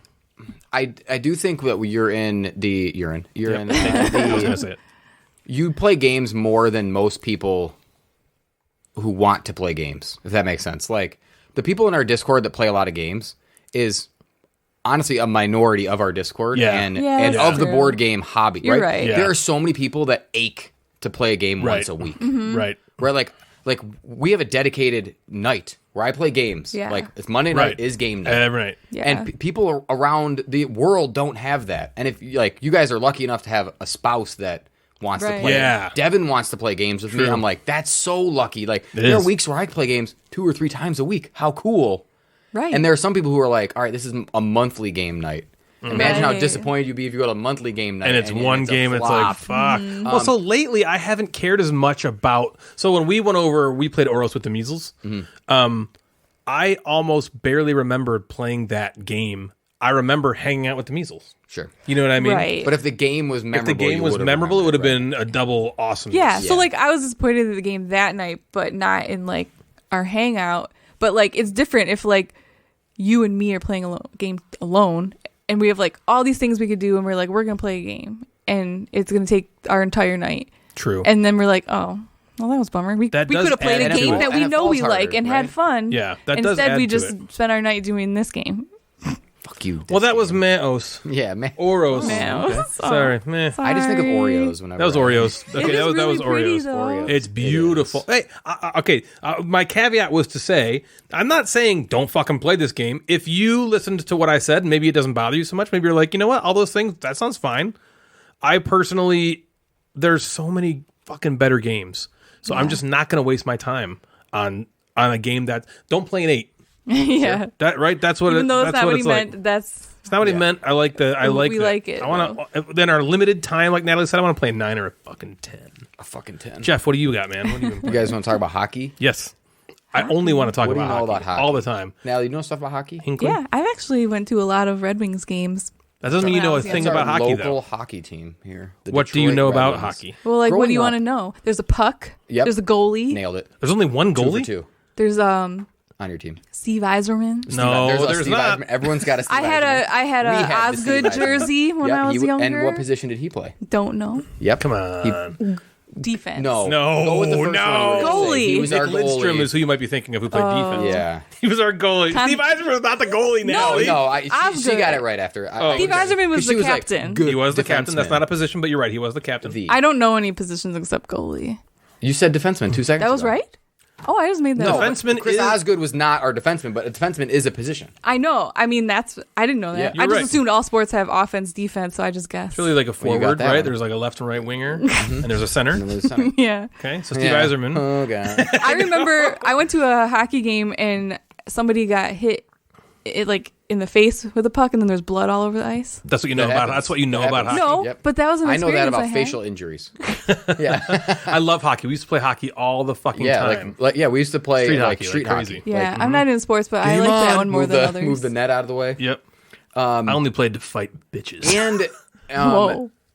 Natalie, you went to so many Red Wings games, but growing up, we had maybe like the most successful hockey team Yes. throughout my childhood. Yeah. The Detroit Red Wings were amazing. They were Yes. the greatest They're in a sports slump franchise in right history. now. Yeah, but they were incredible. But through for our like childhood. 20 years, So just, they like, were the watching greatest them franchise there be was. in the playoffs Wasn't it over like and over and Russian over again. 5 or something? That's a thing. Yeah, that's a thing. You got See? I knew it back in the day. And that was like back before they were even. Okay, whatever. Yeah. Keep going. So I went over to Devin and I both went over to Mel and John's, our good friends. It was Mel's birthday recently. And Happy she birthday, wanted to Mel. have like a little game night. Yeah. So Just a little one. She invited the Madigans, which Dave and Terry were there. I heard of them. Joe and Jen were out of town. Don't know who they are. Me and Devin were there. Oh. And then other people I didn't know. And these other people were kind of Dicks. nons, but getting my into the God. hobby. Really? So they played, while we were there, they played Cascadia, and they played Azul for the first time. Blue? Oh, cool. They played Overboss, so they're kind of getting Ooh, I into like the Overboss. light That's fun. medium. Yeah. Forgot about Light- that light game. me- That's a fun I one. like They're Overboss. making an Overboss duel. Oh, really? So that two-player we can- only. Ooh. You can duel each other. Cool. I'm going to duel you. And so Devin and I got there a little late. People were playing games, and it wasn't late for us. It was just like we didn't get there at 4 o'clock. Did you catch, Right. did you catch some shit? No. Oh, good. Thankfully. Yeah, But John had backed this game called Trick Shot. It's a hockey game. Okay. Okay. And I was- Dexterity sounds like. Ooh, it's not. Oh. Oh. Surprisingly. Wow. It's like, I'll get there. Yep. I was honored to get a Shelf of Shame game played of John's. Yeah. Because he has a lot of games like the Gamecasters made me buy this game. Yeah. And that are just kind of That sitting have on his not shelf. been played yet. Yeah. So this is a hockey themed We didn't game. make him buy this one. That's true. Yeah. So, or he's like, no, sounds great. I'm going to buy it. Yeah. We didn't buy Trick Shot. No. So he backed this on his own. I don't know how long ago. The publisher is kind of a no-name publisher. One of my downsides, and I'll get there, I'm not 100% sure how available this game is. But I figured, let's talk about it. Let's talk about it. I want to Anyway. hear about it. So the board looks like bubble hockey without the dome. Okay, without You the know dome. bubble hockey, Yeah. right, with the little things. Sure. Okay. Yeah. And it kind of starts that way. All your people, your forwards and your defensemen and your goalie are in, like, boom, in their spot. Yep. Okay, and it's like the face-off is kind of how it starts, which is pretty cool. The rink is broken up into, like, grid. Okay, I don't know Cool. what it is across, Got it. what it is thing. Yeah. Each player has those team of 5s, and you're basically on your turn. You do a hockey thing. Okay. So you do like roll off for a face off right away. Okay. Whoever wins that. It's a 2-player game or it's a 2-team game. Devin and I were on one team. John was on his own team. And on your turn, you say, okay, I want to move this guy forward. Okay. And each person, the defenseman, the wingers, and the center all have different movements or like kind of abilities, right? So it's all right, I want to move my center forward 2. And you move 2, and then you roll dice to see if that was a successful thing that you did. So you're doing all these hockey things. You're moving, you're passing the puck, and you're shooting a lot of times. Or if you're on defense, you're trying to check, you're trying to poke check, you're trying to take the puck back. You're doing all this action stuff. So when it's your turn, you roll the number of dice based on how many actions that you've taken. So on the first move, you roll 1 die. So if I move, I roll 1. If I want to pass, that's my second move, I would roll 2 dice. Okay? And then if I want to then skate forward with that person, I then roll 3. And on each dice, 1 out of 6 is an X, which means that action failed. Thematically, you missed the pass, shot was blocked. If you roll a 1. Stuff like that. If you roll the X on it, right? The X is you missed. Yeah. There's also, on the dice, there's a big arrow, and the arrow allows you, bless you, to... The arrow allows the defense to, like, react to your move. Sure. Which is kind of cool. So, like, you make a pass, they can then react and try to back up and get in position. Did you say thank you? No, he's talking. Thank you. It's okay. Yeah, which is more rude. What Natalie was like, which one's more rude? She was debating. She's Yeah, she's she's like, like, fuck, what are we talking about? In my head, I'm like, maybe everyone will think it's Ryan. Ryan sneeze. I shoot you. Achoo. So there's a bunch of ways to, like, re-roll. Once you get to, like, your 5th, 6th, 7th action, Yeah, you're rolling a buttload you're of like dice. rolling a shitload of die, and you're like you're spending things to kind of like re-roll. There's like line changes and stuff like that. Each set of actions that you do. So once I miss, that is kind of like the end of my action. So my guy might still have the puck, and now it becomes John's turn to like check me to take the puck and then go his way, right? Each set of actions is like 2 minutes, and you kind of move. That's how you do like the round timer, sort of, at the period timer. Okay, yep. And then you play 3 periods, and if you score, cool. Sounds funny. It is like, it was shockingly thematic more than I It thought. was? Rolling like So 10 dice there was, sounds like- hilarious. There was like this, you're almost playing chess in hockey with Okay. like this random, this pressure luck aspect. Because there were times where you want to stop. Like, so one of the actions that I can do is get all my rerolls back, which is like get my line changes is what it's called. Okay, cool. So I might have the puck in good position, but now I'm rolling 7 dice. I'm like, I'm going to fail. Right. So maybe I just stop. Because any one And I flip X any will one fail X you. is like a fail. And maybe I go, all right, I'm going to stop. I'm going to flip my line changes over and make John come get the puck from me, sort of. So I liked that kind of chess back and forth thing in a hockey arena, which kind of seemed It's weird. funny. But you're also like, you can't activate the same dude twice. So I can't just like skate one guy right up and shoot, right? So I have to like, and if you've ever played any hockey video game in your entire life, you know that like you want to set that one guy up on the left side of the goal, Yeah. you bring that other side up Right around the net, and you and try then to make some boom. passes, Yep, right? And that pass seemed and cool. Like that was a fun thing. And if you roll the reaction, he again gets to move his goalie in position to block you. It was surprisingly thematic. Okay. There's a whole bunch of different arenas that you can like play with. You can say, all right, I'm playing in Detroit, and that means that here's the scenario for the game. It's kind of like an overarching thing. So there's a stack of 30-something of the cities. And then there's a whole bunch of different... You can like throw octopuses. that'd be sweet. Yeah.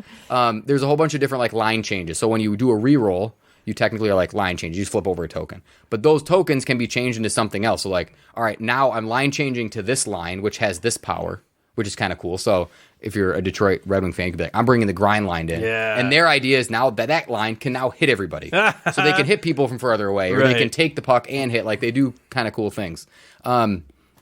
The minis were kind of cool. John got like the painted version, so they all looked like grizzly hockey players and kind of cool things like that. So it was just like it was kind of fun to be like, all right, I'm gonna check you. There was one time John like missed a check and got a penalty. I'm like, that's kind of funny. Like he rolled an X on the check, which automatically put him in the box. But yeah, and again for what this was, it was kind of fun to just kind of go back and forth. Yeah. I'd be really curious. Devin and I were kind of talking back and forth while we were playing. I want to hear from John when he plays with Mel how like the two of them went back and forth, with just a 2-player thing. But I would say downside, it's like it's going to be frustrating. John was clearly rolling worse than we were. We were up 2-0. We won 1-0. We scored 1 goal. Wow. And we got it. And we had an opportunity to probably score another one at the end, but I was like, let's kill the clock. Yeah. And like instead of killing his spirit. Yeah.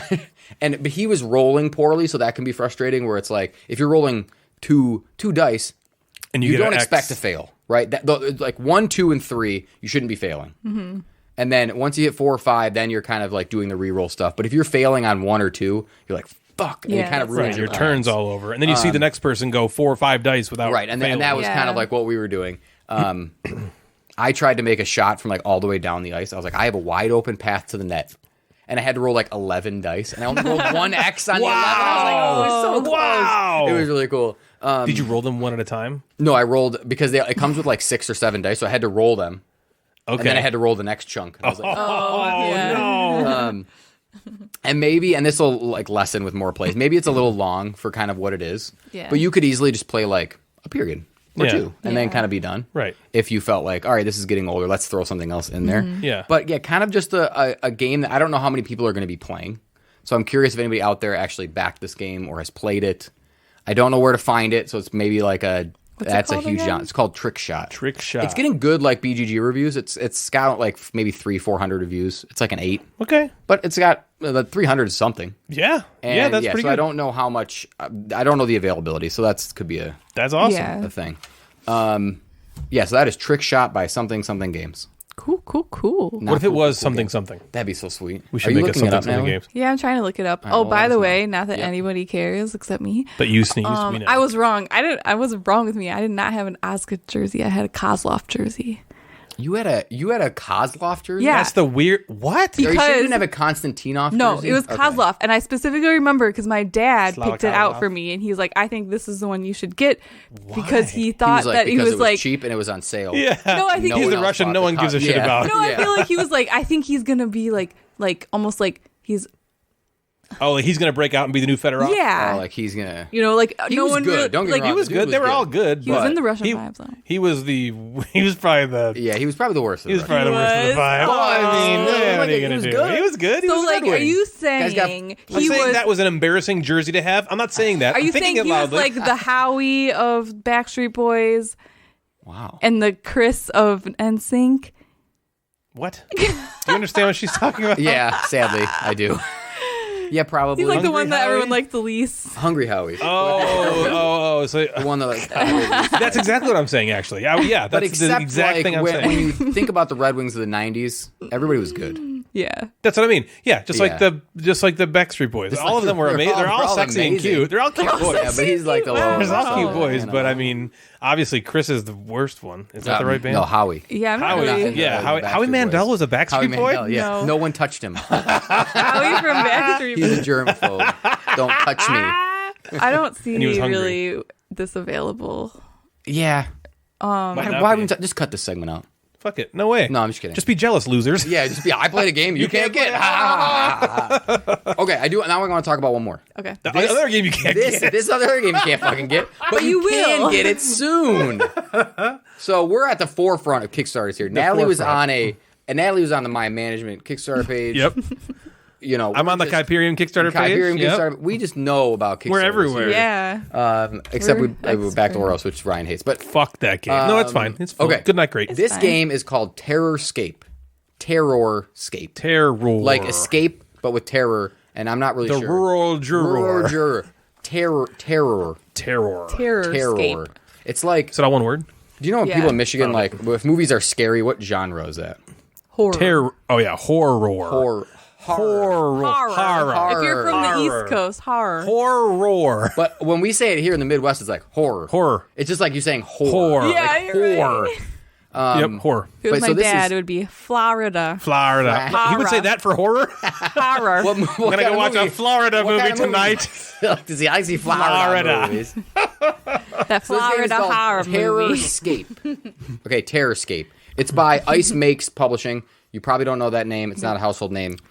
If you backed, and this was a successful Kickstarter, Isla and Something Shiny. It's the same designer, which this person's name is Jeffrey CCH. Like CCH Like Pounder? CCH Pounder. That would be a great before and after. Yeah, Jeffrey CCH Pounder. Yeah, Jeffrey CCH. Ah, dang it. What is CCH Pounder? That's a CCH Pounder person is in The Shield.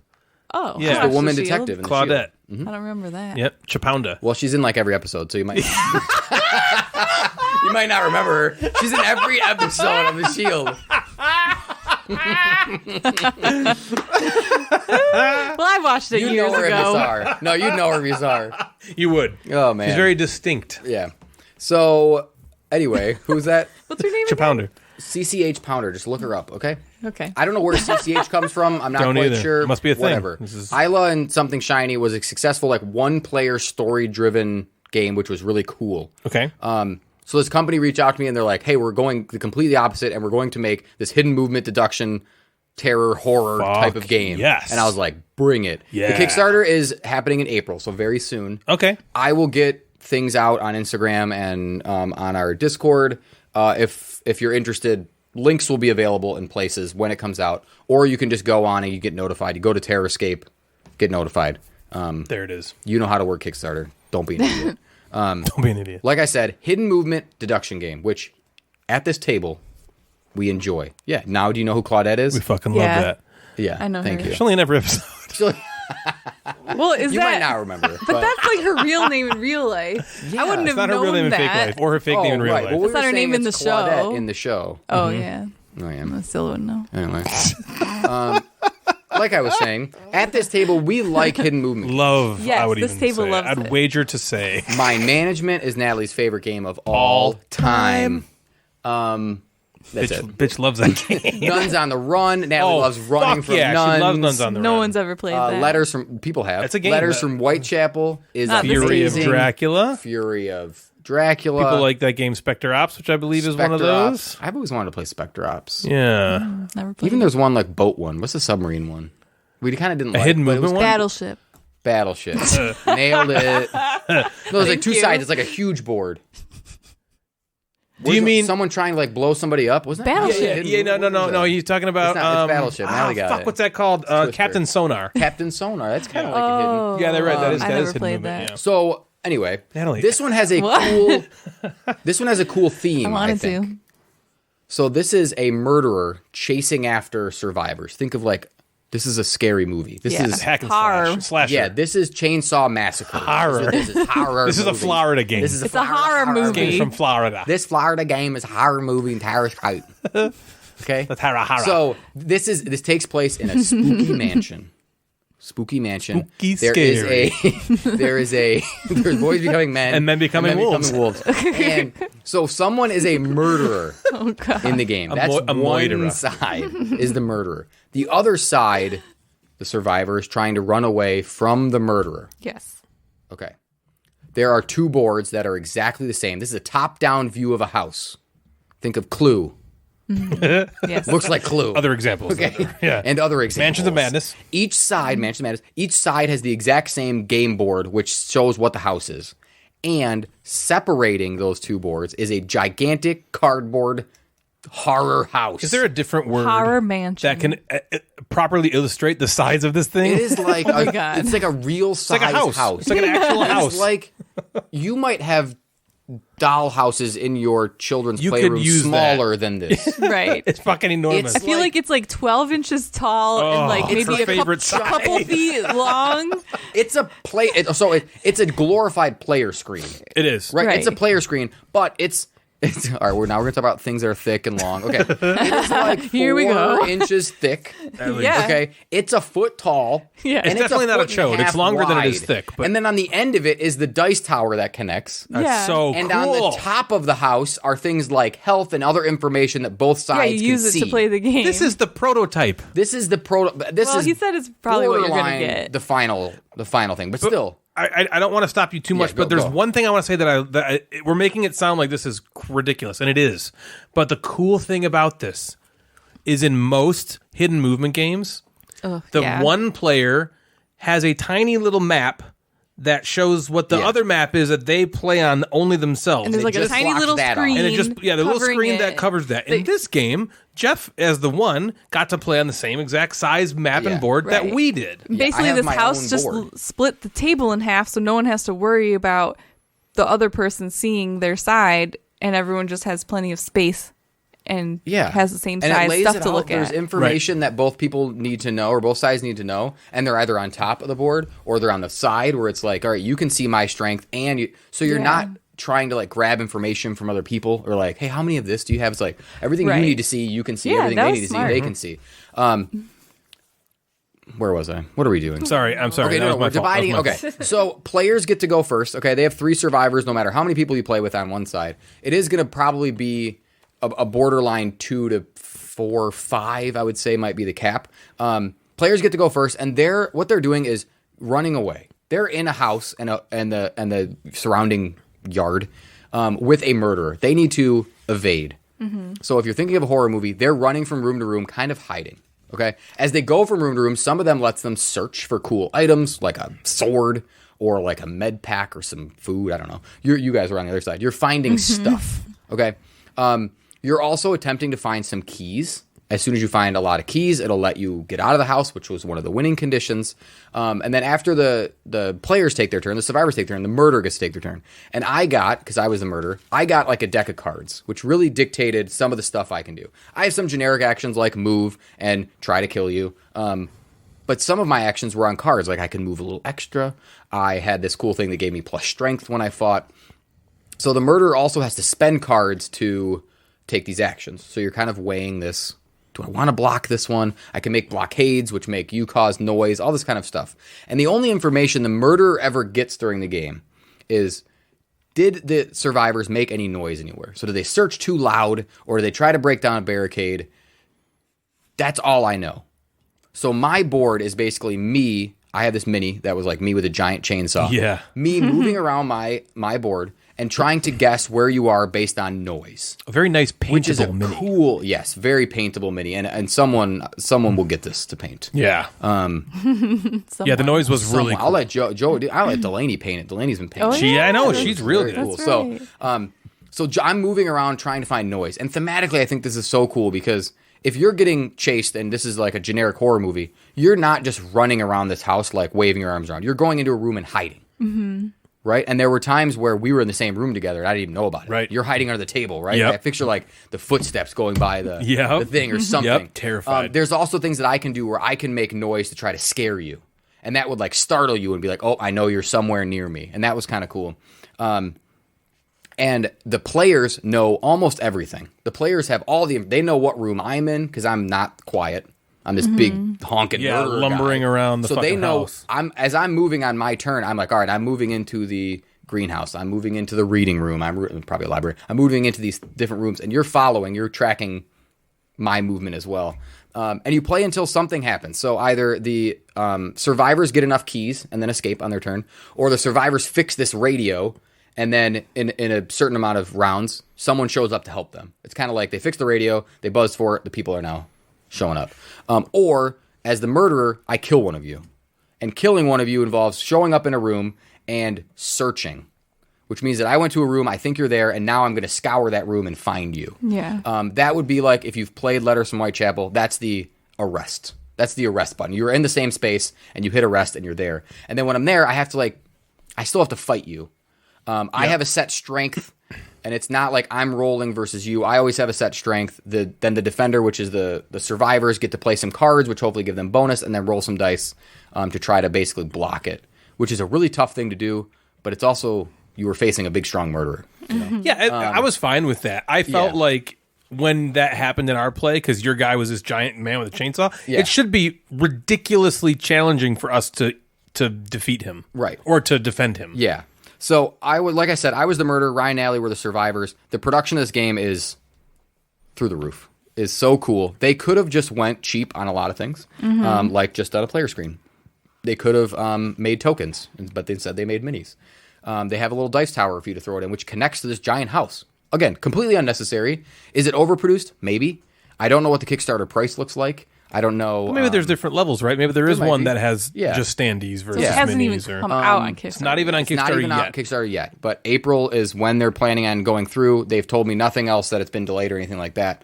But so I can say that, yes, it might be overproduced, but my God, it looks so fucking cool on the table. Yeah, it's cool. It looks so cool on the table. I was trying to take pictures, and I was like, none of this is doing this justice for how cool this agreed. looks on the table. True. It created the setting that you want in a game like this. I almost wanted to like turn the lights down. Yeah. Yeah. And like, I felt like, all right, what would my murderer be doing right now? What would this guy with a chainsaw be doing? He heard the noise. He's going to lumber toward the noise. Yeah. Right? And I hope that the two of you felt like, all right, let's make some noise over here and run away. And like you were planning on getting away from this guy, which is cool. We Yeah, did. totally. I thought as the murderer, the card play was pretty cool. I'm excited to try the other bad guys. There's 2 other bad guys in the base game. I don't know if they're going to expand it even more, which kind of is more, they're more elaborate. Some of them use fear a lot more, which is a different mechanism. And some of them use the sneaky thing, which is a different method. And I'm excited to see those decks in action. Because the one that I played was like the base guy. He was just like strong, lumber around, try to kill him. Mm-hmm. These other people, I think, torment you in different ways, which is kind of cool. I'm going to stop. I'm going to let you guys talk about your experience and then Yes. jump in. Okay, beautiful. When you first mentioned this game last time, I think, because we were almost going to play it last time. Yeah. I was very excited about it because, like you said earlier, I love hidden movement games. Natalie, especially, loves the hidden movement games genre.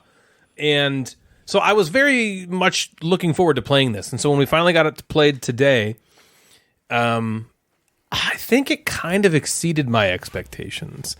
You started explaining it, and I was kind of like, okay, this doesn't seem like there's a ton of, I don't want to say strategic room. Yeah, interesting decisions. Interesting. It didn't seem like it was going to be all that interesting when you were explaining the rules, quite honestly. For me, I was kind of like, okay, this seemed Seemed pretty a little like simplistic. almost like and too simple. yeah, okay, I just got to go here and ring this phone, and then I got to Learning find the rules, these I keys. felt and the same way. But as the game developed, the typical hidden movement tropes kind of started hitting me in the feels like they do, where I'm like, okay, fuck, he's going to get us right now. How on earth do we get out of this?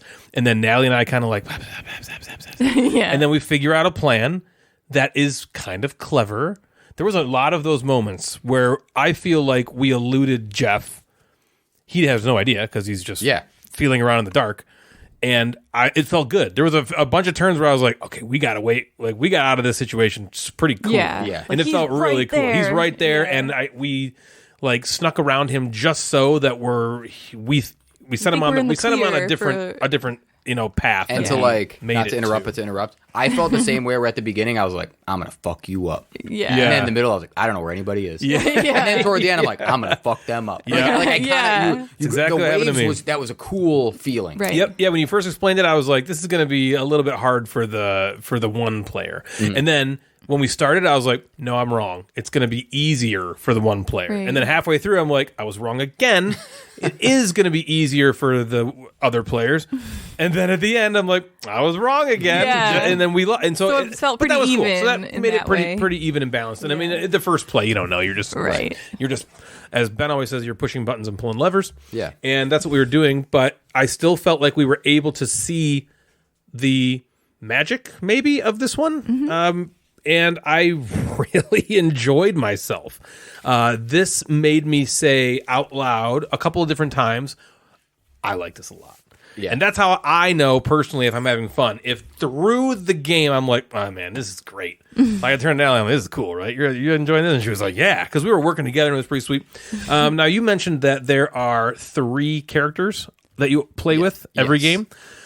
For that reason, I don't know that you'd want to play with more than 4 people total, because if you have 4 people on the good guy side and you're splitting between 3, I don't even know if I'd want to Yeah. play this game with 4 people. I think 3 was great. With 4, I could see it being fine because then you just put one person in charge of each character and they kind of decide what that character does. So that would probably be okay. But 3 was great. Yeah. Jeff was the one by himself, and Natalie and I were Just, a like, team whispering of 2 together. working together to. It's only 3 characters, so it's not like if we were playing 4 or 5 characters as 2 people. We want more people. Yeah. But just 3 characters is perfect. What do we do with this guy? What do we do with this guy? What do we do with this girl? Yeah. How we gonna, and it worked.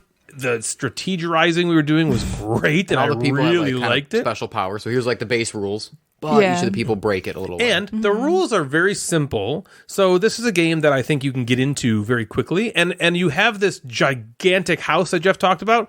But once you play it once, I think it would be pretty simple to set it up. I don't think it's I don't think it's gonna be a pain. Now, one thing I might say in the negative is, and they might have to change this around, or maybe it was just us because it was our first and only play, but the time on the box says, 45 minutes to an hour? Yeah. I mean, we played for 2 hours, didn't we? Yeah, It was or like at least close to about with 2 rules, hours. yeah, probably play for an hour and a half. Rules have, And that was the fine. first Yeah. intro scenario, right? Yeah. The It might be basic one? It might be about this. It doesn't go any long. Like you still have to. The survivors still have the same goal against the other bad guys. yeah. So it might be about the same. Okay, so maybe it's the same. But, yeah. I wish there were also, and this is maybe a note, maybe this will happen in the Kickstarter. I wish there were more variable maps, maybe. There's only one map as it stands right now, and that's not a horrible thing because most hidden movement games have one map. But this game seems like it has the ability to have multiple setups, or at least a different house. Yeah, That's or the same like, size, this is a but the mental rooms institution, are- or That's this is, True, yeah. but there are Yeah, things but- that will change up, like the bad guys and the characters and how the cards come out. They will. That will change up. I just think it would be very cool to have It would. separate settings like that. I'm not a big fan of the name, to be honest with you. Quite honest with you, Terrorscape doesn't really. Doesn't roll off the tongue. It doesn't roll off Yeah. the tongue for one. It doesn't really evoke the. It doesn't get me excited. It's kind of just like, oh, okay. I mean, who gives a shit, right? That's just a nitpicker. Yeah. But I definitely liked this game a lot. I will be backing this one. I think this is gonna be. I just love this games like this in this genre. Yeah. I was really surprised how much I enjoyed it. It gave me some really cool feelings. What do you think, Natalie? I enjoyed it also. It ended up being trickier than I thought it would. I thought it was really fun to try to figure out what to do without giving any information to the murderer. I know. Yeah, you guys were very like cryptic. Well, because we Is that the right word? didn't want him And I to was hear. like, I have no fucking idea what they're talking about. Well, because we would like. But I was point like, do I pretend? I'm like, do I not? And go, ooh, or do I Because we were pretend trying to write not to. something down? We had to communicate the whole entire time, but Jeff's sitting right across the table from us, so we're like, what if with this person? And then we'd like point, and then we point, So we're trying to like. I'm so glad you brought that up because there was times, like Jess said, he's like, I had no idea what you were saying. But from our Felt like- perspective, what I wanted to say was like, we should move this guy to this room and then search for the key and then put her over in this other room to search for the key. But first, we should use her card to make noise in an adjacent room so he thinks we're over there. But you can't say that. Right. So really, we're just doing a lot of pointing and pantomiming and mouthing. yeah. You know? Well, then between the two of you, you were like, And half okay, sentencing? well, we have half of this, but what about that one? And then I'm like, oh, I don't know what you said 2 seconds ago. The only time I ever knew is when you mistakenly told me there was noise in some other room. I was like, well, that douche that I just stabbed is over In there my that mind, room. Jeff, your brain was keeping a perfect log of everything Every said single and thing. piecing it all together like Chat GPT and Yeah. figuring out what we were going to say. Yeah. That's what in my brain was going on. I'm like, even the way we were, because like he kept saying, he's like, you're talking in half sentences. I was like, he knows everything that's going on right now. Yeah, I know I know. it. He sees where my hand is pointing and knows what side of the board we're on. So that was just like stuff. another whole like aspect of the game. Is just like keeping it under wraps. Did you like that or did you not like that? I kind of liked it. I thought it was kind of fun. I wasn't sure. I was kind of debating. I'm like, do I like this or is this annoying? Yeah, is it trying to bring a theme in of like, you literally, if you're in a house with a murderer, You gotta be quiet. you might have to be quiet. Yeah, Or you can't be right. like, hey, let's go over there and do this. And they're like, well, Right. they're over there. Like, but Yeah, I'm not sure. So part of it was frustrating, but maybe that was on theme. Maybe that was. I didn't maybe really that was find it frustrating. It's funny because I'm like, we could do this, and then we're like pointing, or we Yeah. could do this, and then we're like pointing. Natalie one time said she, and Ryan was like, don't use pronouns because we have a woman character. I did. I didn't want him knowing. Like, I know. they're talking about the only woman character. Well, there was a lot of times where what I would do, Jeff, is I would look at where you were and where we were, And a lot of my thing, I was like, I want to try to separate as much distance. So Natalie would be like, let's move this guy here. And I would hold up numbers. And I'd be like, I'd point to you and point to us and then hold up a 4. And at first she was like, what the fuck are you saying? And I'm like, 4 what? That's how many spaces away this room is to that room. So the odds are that it'll take him longer to get there. And maybe he can't, or if he does that, he's going to spend all of his cards. We can't say that. You got to be like, right. Just fucking Right. Come on, move over there. But yeah, that was fun. But really, I thought the decisions were the most fun because they were not as obvious as I thought they were going to be. And it was kind of like, it was fun figuring it out because you had like several options, you know, where Ryan and I were kind of like, we could do this or we could do this. And we were both kind of like, oh no, which one's better? Which one should we do? Yeah. Or there were certain situations where we're like this girl is really close to the murderer and she's like already damaged. We should heal her, but each person only gets one action. And so if you heal her, she's still stuck by the murderer and he could like get her, you know, or you can move her away, but then she's not healed. And then if he gets her, then she dies, you know, so like there was some hard decisions to make. Yes. Which I was pleasantly surprised Loved by. that part about it. That was you're right. That was the best. That might have been my favorite thing ever was you did something, Jeff. And I was like, we're never getting out of this. Fuck. He has no idea what he just did. He just fucked us. You were like, I'm going to barricade this door. And I was like, yes. And you were like, actually, I'm going to barricade this door. And you were like, I don't know why. And I was like, God damn it. Now we can't get through it that way. And we need to go there. Right. But yeah, I mean, I liked it. I'm interested in seeing how other plays will be. And I'm interested in playing the murderer. And, you know, I felt like we were very close to winning and we just barely lost. So it didn't feel like, you know, how you guys said, you kind of went back and forth about like, I'm going to win. No, I'm not going to win. I'm going to, you know what I mean? And you felt that. And I felt like we could have won or we couldn't, you know, like it was very close. Yeah, good point. It did not feel like, well, okay, we just lost real quick. Yeah, exactly. And then obviously the house was like really cool looking. And I liked that you didn't have to like worry. I feel like one of the worst parts, even when we play my management, I'm always like, I know that they can't see it, but in like the back of my head, I'm like, I feel like they can see everything. Yeah, where my eyes are going. You're watching and my I'm always eyes. trying to like I did feel that way a couple times. I would point to something and I'm like, so I made a point to also be like, point to something blah, blah, else. blah, Like, blah, move your arm blah, around, blah, blah. You know, because I'm like, I don't think you would consciously do it. Yeah. Right. But if your brain sees my hand go that way, you're going to be like, You're like well, the no, I side can't of pretend the I didn't see board. that. Right, I have to go over there. Right. So that's always a trick with games like this. The giant house does deter that. It does cover it more than most other games. For sure. Yeah. And That it's was cool. I'm looking forward to seeing what the Kickstarter really like produces, I guess, what maybe the extra stuff is that I don't have. There is a possibility. So I have the game, right? I have 3 bad guys. I have 5 of the survivors. I have probably what's going to be the vast majority of the game. If there's some extra cool stuff in the Kickstarter, I might just back up myself. Yeah. And I have like, that would be like having 2 copies. Right. But if they come out and they're like, hey, we have 3 new maps, we have painted minis, we have, I'm like, okay, yep, maybe I'll just do it. We spelled everything correctly on the we board got and the cards. Yeah, they need some proofreading. They got to Hopefully proofread the shit someone. out of that. I'm going to reach out to them and be like, someone needs to. Yeah, it says dinning board or dinning room. Dinning Like, room that's on the right. board, Yeah. printed on the board. It's like you throw one in the rule book every once in a while. Okay, people Big can get deal. over that. But Yeah. you dinning room it up. You might get on a the little, board. No, Yikesy. that's a good call. So that is Terrorscape. I'll put some information on it when it comes out. And there's the 2 games that you can't have right now. Ever back a game and then you're pretty sure you don't remember backing it when it shows up? Absolutely. I have a problem. Okay, I'm not going to argue with you, but when I got the notification that Earth was showing up, I was very certain it was a mistake. I remember getting emails and things about it over the last year, but I somehow assumed I was on like some marketing list. Yep. It showed up and I was like, wait, what? Oh, okay, if you say so. I checked and I did back it. I did go through the pledge manager and everything. I paid for it, so I don't know what the fuck's wrong with me. But I was happy when it showed up as, man, has this game been getting a lot of buzz, your girlfriend Lots. woof. Woof. Woof. You know that was a boy, right? Yeah, no. I told you that. Wasn't it him? Was it him as a... Was it Buzz? him. No. What? So in Home Alone, you know where he takes that picture of Buzz? Buzz, your girlfriend, Buzz, woof. The girlfriend is a boy. The girlfriend is a boy in a wig. Because the director, which is... Zemeckis? No. Wasn't Zemeckis? Christopher Columbus. Columbus. Yeah, Columbus. Okay. Sailed the Ocean Blue, 1492. He said he didn't Nina want to Pinto Santa call. Maria. He didn't want to call a little girl ugly. Yeah. So he wanted. So he was okay with calling a boy dressed as a girl. Okay. ugly. Okay. That makes more sense. right. Woof. Woof.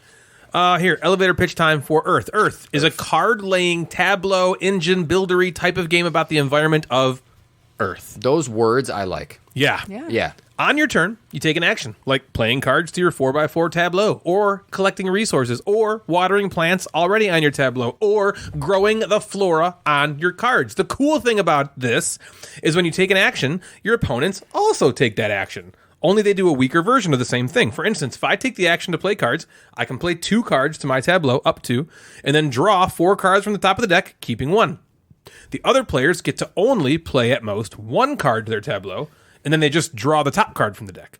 It's cool, though, and creates a lack of downtime, which is awesome. that. Yeah, the game is all about playing cards into your tableau, this 4x4 one, and earning points based on shared and personal scoring cards. For instance, you might have some cards that want all cards of one type in a row of your tableau to score points. It's very Sagrada-ish in that way. Other cards might give you 2 points for every card in your tableau that costs 3 or less. Okay, stuff like that. Every time you take an action, you also get to kind of run your tableau in order from top left to bottom right of a certain type of ability. So if you take the resource action, you can then run all cards in your tableau that have either a red ability on them or a rainbow ability on them. The game ends once one player has completely filled out their 4x4 grid, and then points are scored for cards you've grown, watered, and those end game points talked about a second ago. So things I liked. The way this game looks is so pleasant, from the photorealistic cards down to the 3D components you're like stacking up. The backs of the cards even have this really nice, unique style to them that I really enjoy. It's a nice game to look at. Is it art? Sorry. No, it is. Okay. You're right. I said photorealistic art. It's not. It's photographs. Okay. Of So like things. Arc Nova animals. Yes, it is not. I It's fucking beautiful. I misspoke. would It hang is the not box on my photorealistic. Oh, it's wall. beautiful. I would blow the box it's- up and hang it on my Oh wall. my god, the box is incredible. The box is artwork, I think. Yeah. Right? The back of the gorgeous. I love the action following. You taking an action allows me to take an action as well, and that's always fun to do. There's an enormous stack of cards like Arc Nova, and it's cool to know that after one game, we only got through like 25% of that deck. That's nice to see, and I enjoy it. In theory, the way you build out your tableau is cool. But I'm going to talk about more of the things about that I didn't like in the next section, called Things I Didn't Like. Well, your things you like section was not very long. It was not. Wasn't it? Man, you said a lot of words I think I would like. Yeah. Oh boy. That's a theme here. That's why you backed it. And not Things unknowingly. I didn't like. Your tableau did not seem to really matter. When you're playing your first card, you can play it anywhere in that 4x4 grid that you want to. Every other card must be played anywhere adjacent to a previous card you've played, including diagonals. So almost right from the start, you can pretty much build anywhere you want to. Yeah, unless you go in the bottom left corner. Yes. I never felt like I was making a difficult decision on where to place my cards, or that I couldn't place a card on a certain spot because I planned incorrectly. We also found that running the engine in order from top left to bottom right almost never mattered ever. I made the comment several times during our plays that I just didn't care about that. None of the cards I had in my personal tableau did anything that really piggybacked off of other cards, so much that it mattered where they were placed. In fact, a lot of times I never wanted to do the abilities on the cards in the tableau, as you already had to like sometimes pay things that I didn't want to pay. Yeah. Also, I felt like all the abilities on the cards you're running to get this cool like engine were really extremely uninteresting. Running the engine is billed as the most fun part of this game, and it just wasn't really ever fun. Here we go. I just took the red action, and I have 4 red cards I can run in this tableau. Fuck yeah. Okay, 2 of them need me to spend dirt to get a growth cube. Well, I already have all my cards full of growth cubes, and I need dirt to plant other cards. Okay, I guess I'm not doing those. The other card lets me grow all the plants of the following type next to it. That's cool. But I already maxed those out by taking the growth action last turn, so I guess I'm not going to do those. Oh, here, this one lets me take 2 dirt if I get rid of a growth cube. I guess I'll do that because I need the dirt. And that's every single card we saw. Spend this to get that. It's a similar complaint I had about Oros. The stuff you do just isn't really that fun to do. It's not varied enough. I didn't have any turns in Earth that felt awesome. It was just a nice game that had some interesting ideas, but nothing went too high or too low either way. Do you remember that review, Jeff, of Quacks of Quedlinburg? Yes. by Shut Up and Sit Down. Yep. And they were like, the game is either The way highs up are top super or high, way the low. lows- This yeah. game is the exact opposite. It's just all in the middle. The game plays fine. The action following is cool. The tableau is nice. Running your engine is okay. Building up those things is fine. How'd you get the cards? Like on your turn, So you have cards. Yeah. You have a hand of cards. play 'em. And then there's an action that you can take to play play them. So even getting the cards, I'm thinking of a game like Furnace, Okay. where you kind of get cards and you make an engine. Yeah. Right? You kind of run it from left to right, you make an engine, which is similar. Yeah. But the fun in that game is getting the cards. Yeah, And the auction. bidding. That was fun. No, getting cards was just You an action. You use an action, draw cards. Sure. And then Yeah. it's the end of an action too. And So- even This the- one banked on the engine building Well, being the fun. yeah, like No. you're putting the I cards wouldn't even down. say that was a big part of the game. Well, that's my point. That's what the Because rules not were all all cards like. you could do something. I'm saying the game was billed that way. The Yeah. game was like, be sure to be careful where you put these cards in your tableau because you're going to run the engine from top left to bottom right. And we played and we're like, Did it that zigzag didn't or did it matter like at a all? book? Did Did like it snake or did it I think it snake? Yeah, like a like- book. I think it was like a book. Like boop boop. Oh, so it was like okay, you're the audience reading doesn't know lines what of a book. boop is, but it's Sorry, like Yeah, you're like a reading book lines of or- a book. yeah, I Like get you it. go across and then go to the next line yes, and go across. top left to the right, then the next to row on the right, left left to to the right. right. yeah, okay. But I mean, Not dude, that that, would just matter, like yeah. never mattered. No.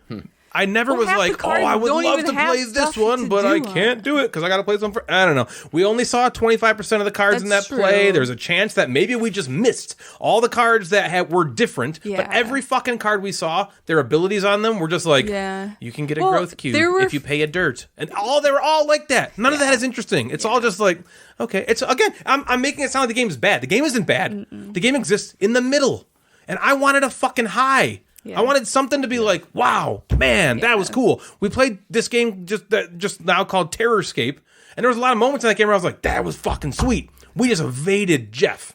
God, that was fun. Yeah. This game was like, it's pretty. God, are we leaving this episode with this is Terrorscape nice. being the winner of the episode? For me, I think it. for me, 100%. It Well, was you the played all the most games that fun. we've talked about except hockey. So hockey. But yeah, that's like, and these other Oros and Earth are huge Kickstarter games that just got Yeah. delivered. A lot of people have their hands on this or want their hands on it. I find this game overall to be another example of an extremely good, not great game. There is nothing wrong with this game, but there's nothing here that you need or that you haven't seen before or that sets itself apart from any other middle-of-the-road game you've ever played. It's fine, and I have an issue with fine. I'm to the point where I'm sick of fine. Every game is fine. Rarely do I play a game and feel that it's broken or downright bad. But fine is starting to become that for me. Fine is the new bad. Meat is the new bread. is the new bread. If a game is fine, it's going to start getting the anger treatment from me. Earth has you put cards into a tableau in a particular order so that when you run your engine in that order, you should be creating synergies that play off of other cards that make you feel satisfied and smart. And there is just no payoff like that to be found here. It was nice stacking up the growth things and putting watering cubes on the cards. It looked cool, but where's the passion? Where's the heart and soul? It's severely lacking in Oros and Earth, that's for sure. So much so that I couldn't help but sing a song about games like this that are just good, but not great.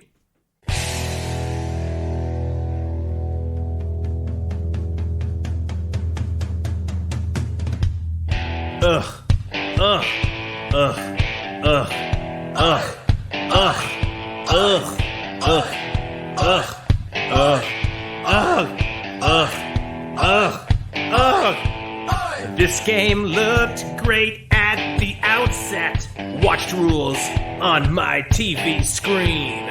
So excited I became wet. If you know what I mean. Hype fest to the left of me. More hype to the right. Ain't that much fun, said me and the wife. Ugh, this ruined our night. Cause it's G&G, not dynamite. G&G, meh, it's alright. G&G, better games though. G&G, out the door it goes.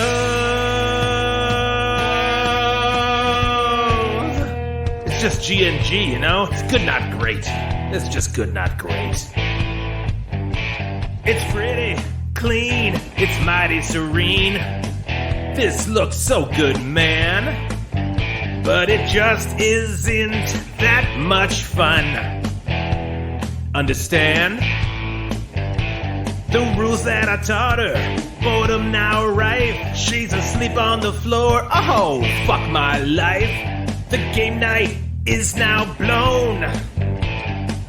Should've played Planet Unknown. 'Cause it's G&G, not dynamite. G&G, meh, it's alright. G&G, better games though. G&G, out the door it goes.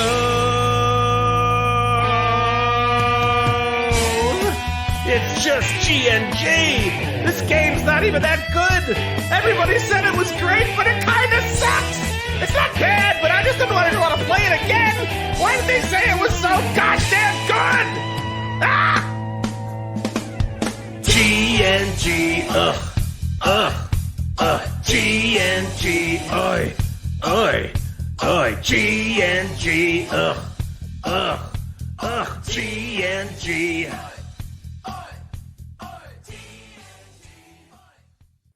All right, so what'd you think, Natalie? Well, first of all, this game is gorgeous, as we all know. I think I like this game a little better than you, yet I still thought it was good, not great. I would use the words, it was nice and it was fine. Those are games I want in my collection. But I liked it, but like, I agree. There was nothing that really made it stand out, and there was some things in it that were annoying to me. I did like how everybody got to take a turn. Like, even if it was your turn picking the action, I still got to do something. I liked that about it. My favorite part was probably two things. The end, when I was trying to add... When it was over. No. The end. Like, towards the end, I'm trying to, like... What's your favorite part about I finally sex? have, like... The end. Yeah. Right before the end of sex? Well, I have it all filled up, and I'm trying to, like, add as many, like, growth cubes, and then what are the stacking ones called? Do you remember? The stacking one are growth. The other ones are watering. Oh, okay. The cubes that you're putting on the cards. The you're cubes like and then the watering stacking plants. things. And the other cube. They all give you points, so I liked, like, at the end trying to, like, figure out, like, what's going to give me the most. Yeah, but it's like, again, that's even boring. It's like 1 point per cube. But then the other 1 part, point per growth. Sure. and then my other part that I liked was you had some like in-game, you had some goals. Yeah. You had these goals cards, and if you did it first, you got more points than the other person, but you both get points doing them. And so I like trying to fulfill those goals. And then I had a personal goal as well, which gave me a lot of points, and I got the max on that, and it gave me like 30 points. And so, like, from the beginning, that's what I was trying to do, and I liked that part of it. Sure. But also, that was kind of a bad part of it too, because Ryan's endgame one, even if he like really went hard for it, wouldn't have gotten nearly as many points. I could have also gotten screwed out of that, because I could have just not gotten the cards I needed to fulfill that thing. Yeah, because it's a ginormous stack of cards. You might just not see the fucking ones. And then also, like, the tableau part, almost the entire game, I didn't even use those abilities because I didn't want to, or I didn't think they would be helpful, or it would take away, I would have to pay stuff that I didn't want to get rid of, or things like that. Eventually, I did see some cards that had more interesting abilities, and I was like kind of excited when I saw those. I was like, oh, okay, this one's actually cool. But out of my, how many cards are in your thing? 15?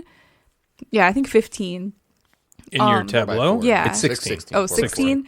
Okay. Out of my 16 cards, I had one, maybe two that were interesting, and the rest were not.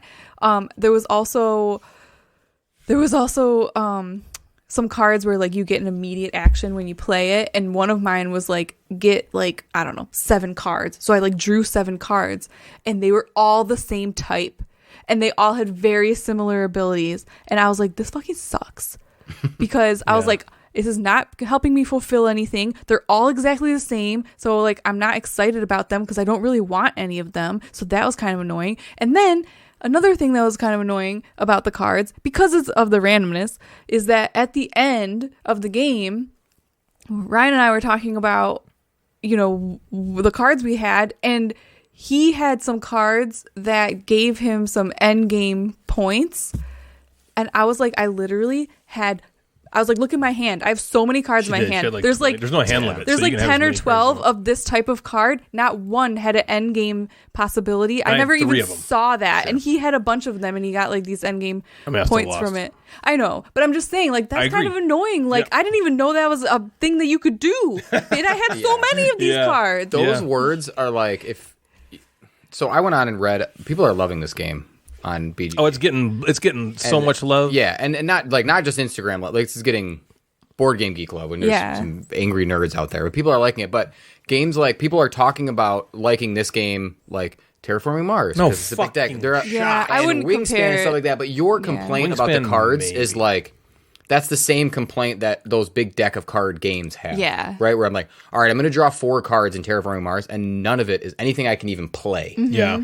Wingspan, all right, I need a bird that's small. Oh, I picked up 6 birds that are giant, right? Yep. And it's just having to be like, shit. Or you need birds that have people's names in them, and you just don't ever see them. Right. Because you're just adding stacks and stacks of cards, right? The difference is I think people get really blown away by how great this game looks, and it does. But I think that, like, you look at a game like this versus, you compare it to Terraforming Mars, which is no fucking shot. Well, of course. But this Terraforming Mars, I know, you're right. Yeah. No, you're right. People are talking about it like that, and I just think it's these people are just like massive amounts of, come on card building engine game. Similar, like with a little bit of Terraforming Mars, Arc Nova, Wingspan, a Race to the Galaxy in it. The leader in the action secondary, you've turned regardless. Looking forward to playing it more. Okay, Wingspan. Early impressions. While I really didn't like Wingspan, Everdell, and Ares Expedition, this one seems to work better. Sure.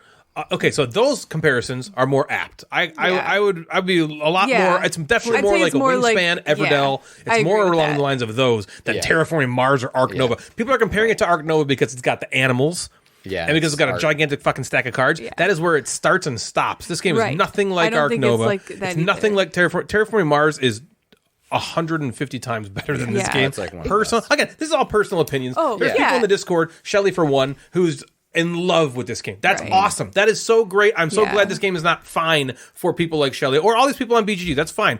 Personally, for me, I don't know what people think is great about this game at all. Maybe we got to play it more to see more cards. Maybe we did not unlock synergies in that first play. Yeah. That's possible, I suppose. All of those complaints that I had, like, I still think it's like a good, fine game, but and they're not things that would make me be like, I'm not going to play this game because of that. I just wanted to point those out.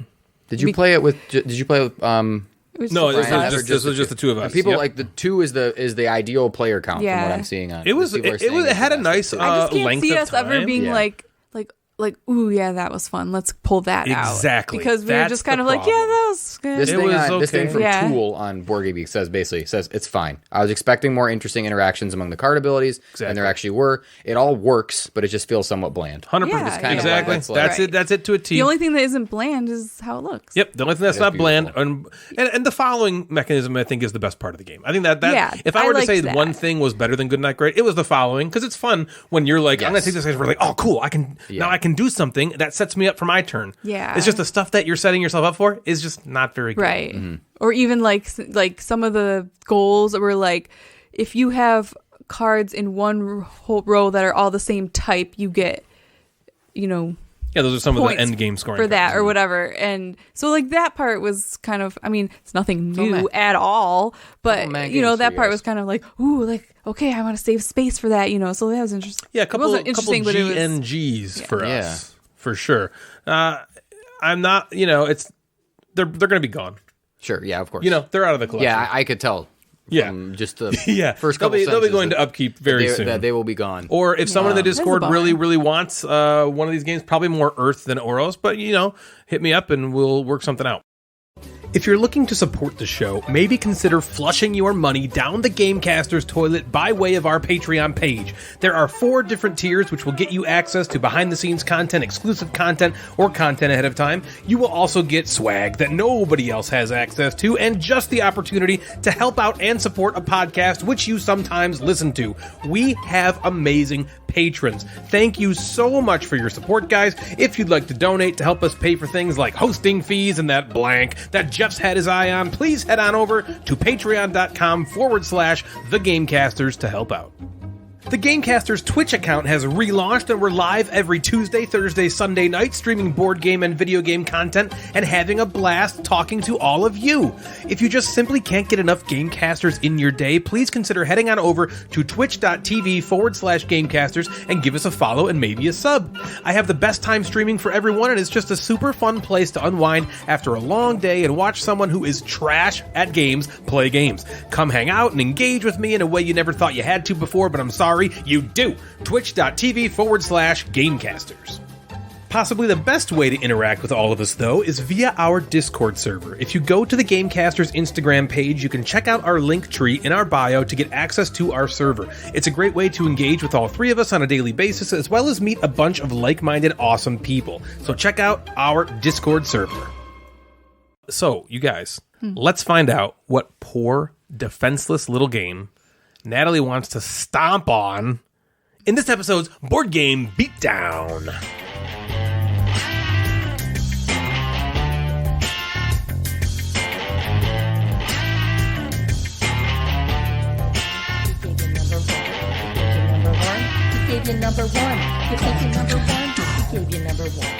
Today on the Board Game Beatdown, I have decided that I'm not going to beat down one game, but I'm going to beat down a bunch of Designer Knizia. Oh, Designer Knizia! First of all, let's give it up for Knizia. Natalie, who didn't call it Natalie's Beatdown. True. The first time in 3 episodes. You nailed it. Very good. I was waiting. Very good. So, Designer well done. Knizia. All right. I kind of put them in order of rank, but I'm going to go like lowest rank to highest. So Witchstone, which is ranked number 915. Okay. That's his lowest ranked? Or not ever. of the This is ones Of the you... ones that I okay. chose. I'm like, wow, No, what a he's great got some- designer. he's got some he is. shitholes He's got like in that 800 thing, yeah. games, and the lowest one is... He's Yeah. 800 Well, of the yeah. 900 No, games he in had the a database. bunch of games. I didn't beat down all the his ones games. that He are probably has the popular that most. you've But the played more or know, popular sure. ones. He must have the most, the Or good that doctor. I've So we're heard beating of. down Designer Knizia. Holy Yeah. shit. Witchstone, number 915. Victoria Hermit says, a dry Knizia with a pasted-on theme that is as warm as cat yak. Has he played? Wait. Has this person played any other Knizia game and calls that one dry? Cat yak? Yeah, I think that means like... Is it like a hairball? yeah. Mix of a cat and a yak.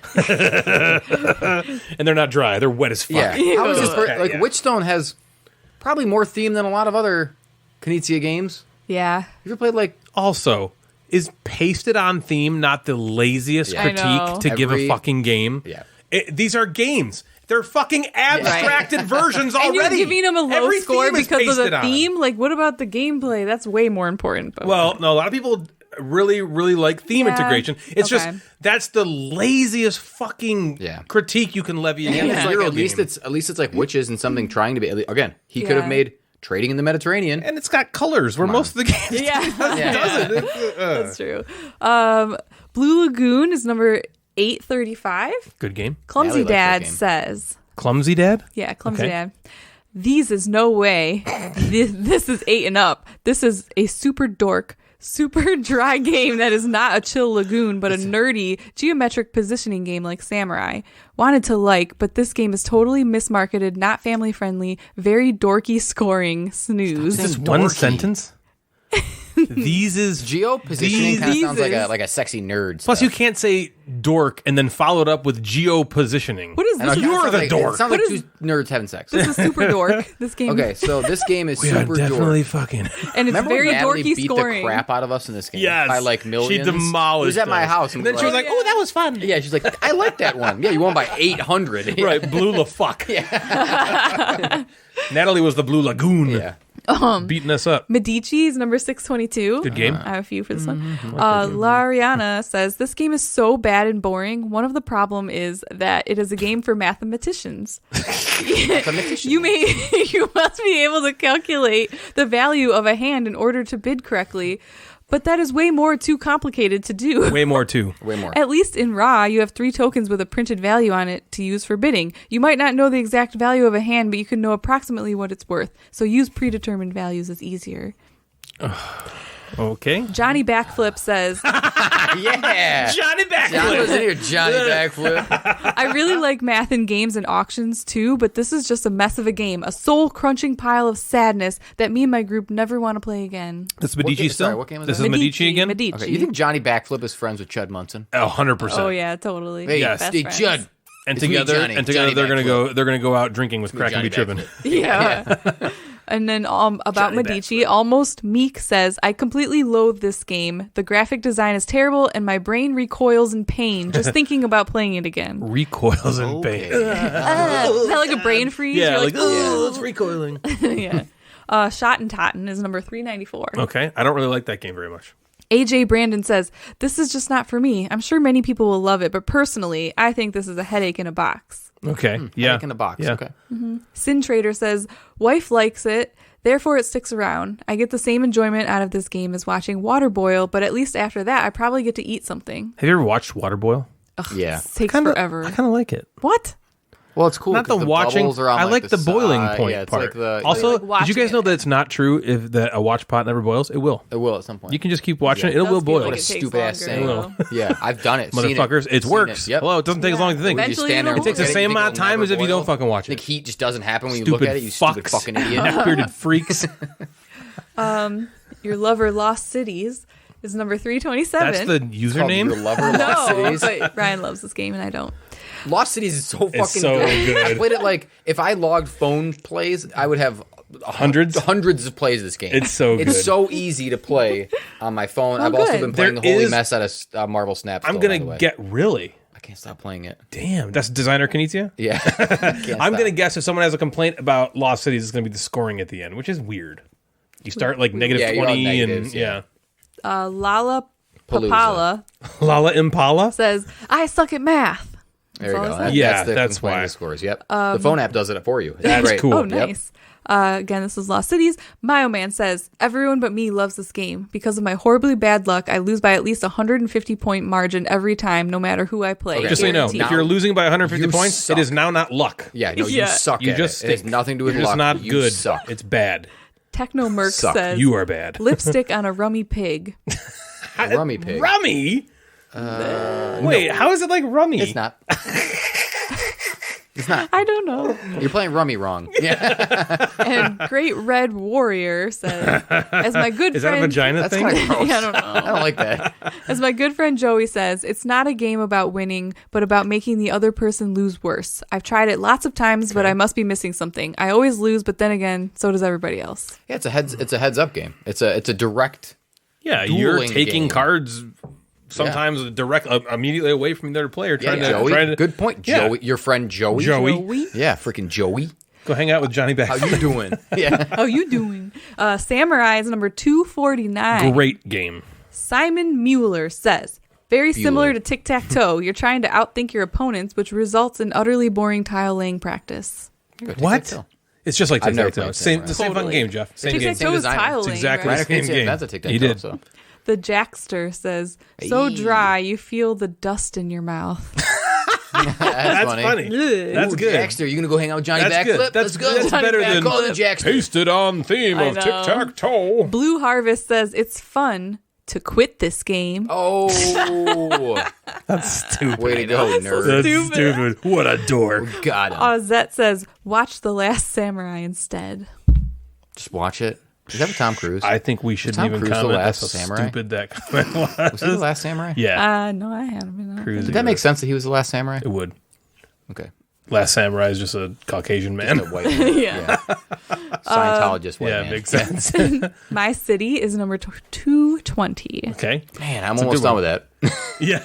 I just continually not pick played it the on my very game first night. Yeah, we one. only played one. We played one. Jonas GL says, very overrated game. Although each round introduces new rules, the game keeps being super boring. I was bored from the beginning and dragged my girlfriend through the entire campaign to get my money's worth. I hope someday she will forgive me. Okay. All right. If you're not enjoying the game, is it more important to waste your time? Apparently for this guy.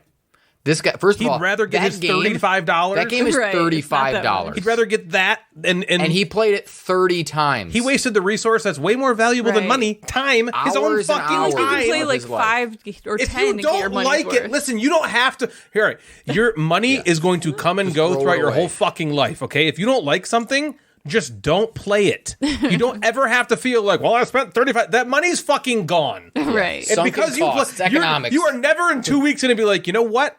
I hated every goddamn second, but you know what? My $35 is now Thank not you. spent in You vain. can spend I $35 didn't going out to spend dinner, it in and that's vain. gone in like Also, in 30 that minutes. game- Right, what if your meal sucks? Also in that game, you can just not play the campaign and just play the other side of the board. Yeah. So you didn't have to do that. Or you just could have play left it on anything your else that you shelf if enjoy. you felt like, I paid $35. I'm gonna leave it on my shelf. So fucking ridiculous. Yeah, we have. I have. We're 27 plays into that. We have 3 left. Wow. So I just close. continually not pick it on my game night. Can you not come back? I'm 'cause closer you're than I behind. have been. I think I can, but I probably won't. Yeah. They would have to like flop, I think. Yeah. There's like me and Dave race for kind of last, and then Joe and Bill are a couple points in front of us. But I don't know what the last envelope. Maybe Right. there's some. Right. Maybe there's a Super bonus Bowser, upset. Bowser Revolution. Yeah. It's going to Yeah. change everything. Blue shell. So another one about my city is from Cittery. Hey, it's Fitz Legacy. Instead of following in its parents' footsteps by being a terrible game made out of chunky plastic bits that will end up in a landfill, my city decided it was going to be a kind of okay game made out of plastic varnished chipboard that will also end up in a landfill. Nothing like Fitz, other than there are polyamino Yeah, tiles. that's That like is the Tetris-y. only thing that's even remotely close. Oh, and they're both designed by Designer Knizia. Oh, yeah. And you That's don't have it. to Fitz throw. was? And also, Yeah. again, Oh, I you don't didn't have to know throw it that. away. The game is playable after Right. it's over, so you Right. don't have to throw it Right. away. Or you Yeah. could donate it. Yeah, you wasteful fuck. Yeah. Yeah. Why'd you throw Fitz Yeah, away? why are you putting it? Why are you wasteful throwing fuck? it away? Yeah. Give it to someone, you dumbass piece of fuck. Piece of fuck. Unless you listen. Then we like. Then you're cool. awesome. You're fine. Donate to the Same Patreon. shit, yeah. Give us $1 a month. Modern art is number 208. Great game. Ravage Schnauzer says, Rabid Schnauzer. Oh man. this is the game that convinced me Knizia is vastly overrated. Why? If you're Thank going you. to give Thank you. a negative statement point, like that. then you have to follow it up with Say the why. reason behind Yeah. that. Well, I guess you don't have to. It's your comment. Do whatever the fuck you want. But you're True. just know if you're going to write a public comment on Board Game Geek, it's going to be read by a board Yeah. game podcast, and we're going to And we want to wanna know know a follow more. up. Give us a Need to know. reason. Yeah. Be substantive. Substantive. Der Ubermulch says, Uber mulch. The Ubermulch in English. this game is an exercise in narcolepsy for me. Dreary, dreary, dreary. I have more fun losing at Uno than I do at winning modern art. Why would you write dreary 3 don't times you in a row? wake- You know how hard that is to say? Wake up. dreary, No, dreary, There's a lot going on in dreary, that game. dreary. Wake up. Are you just not bidding? Yeah, Are you not right. doing That's a anything? fun fucker. There's a little hammer. Just hammer. Right there. And Pestigore says, after 3 plays, this was so dry, I was actually spitting salt. Oh, that's another one. Okay. it's dry. That's It's cool. dry I again. like that. Dry in your mouth and spitting salt and stuff. Salt spit out. Salt I like the sawdust one. That was a Yeah, good one. sawdust is better. Idiot. Ra is number 187. Also a great game. Ayla Mortis, I don't know. Okay. A game rigor to mortis? burn in the Egyptian riots. Great Euro trash. Okay. I don't really Sure. Pass. I don't know how to say this. CLWE. A pretty clever game for how simple it is, but I hate the complete lack of control you have. Your actions are frustratingly limited. Basically, either add to the current items for auctioning or Okay. start once round the table bid. Start a once round the table bid. Okay, Yeah. that's it. Yeah, Even, so you keep pulling until you say, all right, now we're Rah. auctioning. Oh, Yeah. okay. Rah. It says even poker gives you more options. To top it off, the scoring system makes little to no thematic sense Okay. and is pointlessly convoluted. Oh, and C, the tiles look like they were drawn by a 5-year-old, and I'm being generous. All right. You know what though? That's okay. That You're whole fine. comment was good. That was a well written out. That was a good critique. Yeah. Chromia says, I've played this game only once. I'll never play it again. I have nothing more to say. Yeah. Fair enough. Why There say you go. You anything got at it. all? So I'm Didn't your really mama teach interested you? That's all I in kept thinking about was from the 25th Mandalorian. century reprint of Ra. I want to. I know, I wanna see it. play it and see Yeah. it because I don't know what the if they it did looks any different. changes or anything. Well, like it's that funny. from the We've OG. only played Priests of Ra. Yeah.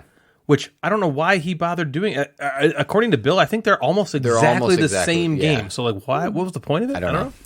Continue. Coyote Laughs says, don't know why I don't like this one, but man, does it blow goats. blows goats. Okay. I don't hate that expression. That's a new Blow saying I've never heard. Yeah, that I don't would hate like to that. incorporate into the lexicon. yeah, just blow goats. God, this fucking Hey, plague listen blows here. goats. Blow goats, pal. Also, what is a what was his username? Coyote Laughs. What's a coyote laugh? Hee hee hee. Man, go Are they blow the some ones goats, that- pal. Wait, Are they the ones that howl? Howl! Is that a Or, coyote or is that a wolf? What are the things from Lion King? Hyenas. Oh, Lions. hyenas. No, you knew what I meant. Jeff knew what I meant. Yeah, the hyenas, they not laugh. coyotes. And then the blow last goats, pal. game, Go blow one of his goats. more popular ones, Tigris and Euphrates, it's number I 104. love popular that game. Yeah. Voynitsky says, I played this once a few years ago and hated it then, but gave it another chance. Still hate it so much. Oh, all right. Okay. I just gave it another Yeah, chance. you gave it Good a for him. shot. Potterama says, a dismal treatment of an outstanding theme.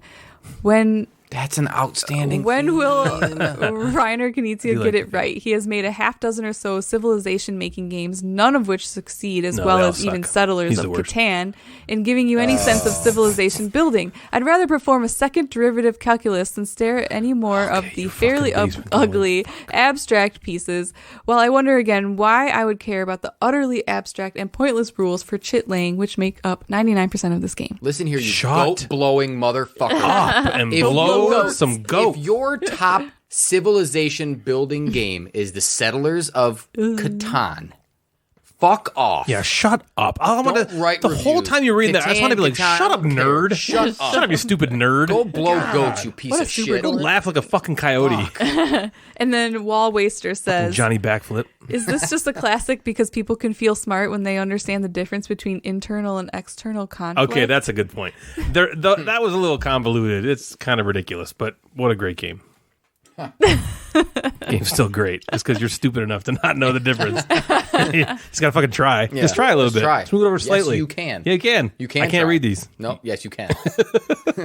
So we gave him a cool nickname, Designer Knizia, but we gotta bring him down a notch. Yeah, he's way too fucking happy with himself. Yeah. No one has ever given him a bad review. This podcast gave done me it, a new cool nickname. Now. For today's game of the episode, we're gonna play the end, of the classic game show, the $10,000 Pyramid. You guys know this game show? I know that one. I'm going to put 60 seconds up on the clock. Natalie, can you pull up a 60 you don't know the game? So this is like a thing. So are you going to explain it? I'll explain it. Yep, I'll explain it.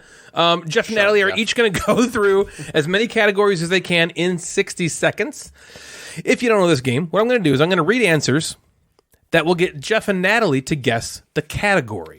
Okay. So, for instance, I might say a typical Gamecasters episode, 100 miles, Jeff's penis, and you would answer things that are long. Oh, okay. Okay. So it usually starts with things that are blank or types of or stuff like that. I'm going to basically give you the answer, and you're going to give me what you think the category is for the things I'm saying. Okay. So you're facing the big board. We're on the opposite side. It's the end of the game. You're on the big board. Exactly. I have 10 categories for each of you, and we'll see how many of them you can get through in 60 seconds. Okay, so you're going to do... So I'm just going to... do Natalie first, and they're going to do me you first. Do me first. I'm going to do you. I'm doing you. You and me are being done. You have a minute to see how many of these 10 you can get. Okay. Oh, okay. Okay? Oh, man. I wish Natalie was going first. Do you have... We can have Natalie go first. Natalie wishes I would go first. So I'll just hold up fingers for ones that you get when you get them. Okay. Are you ready, Natalie? Yep. We're going to go 60 seconds on the clock. Jeff, you ready? Starting... Pass? You can pass. Yeah. Starting now. Tupperware containers. Things that hold stuff. Board game lids being removed. Natalie's butt. Box farts. Things that fart. Yes, things that fart. Kalis. Lords of Waterdeep. Agricola. Euro Sulkin. games. Kingsburg. Dice placement games. Kalis. The hard ass Lords games of that are so hard. Waterdeep. Pass. Okay. What's wrong with you? Ryan. Things that Natalie says. Yep. Very good. Lots of smelly people. Games people for that sale. Go to board game convention. Yes. This show again? Stop changing my channels so much. Hello, is someone going to turn me off? Wow, pay-per-view porn? Hey, whatever. Things you that do TV you. says when Ryan done it. Hunks. Wayne. Mobin. Finding out Sunshine was his cousin. Things that can't hack it. Steve Brule. Things that Steve Brule likes. Telling him things he already knows. I know. Things that Steve Brule already knows. That doesn't like. Yeah. That doesn't like. Cheese. Ketchup. Mustard. Things on a hamburger. Yes. Oh. Was that too late?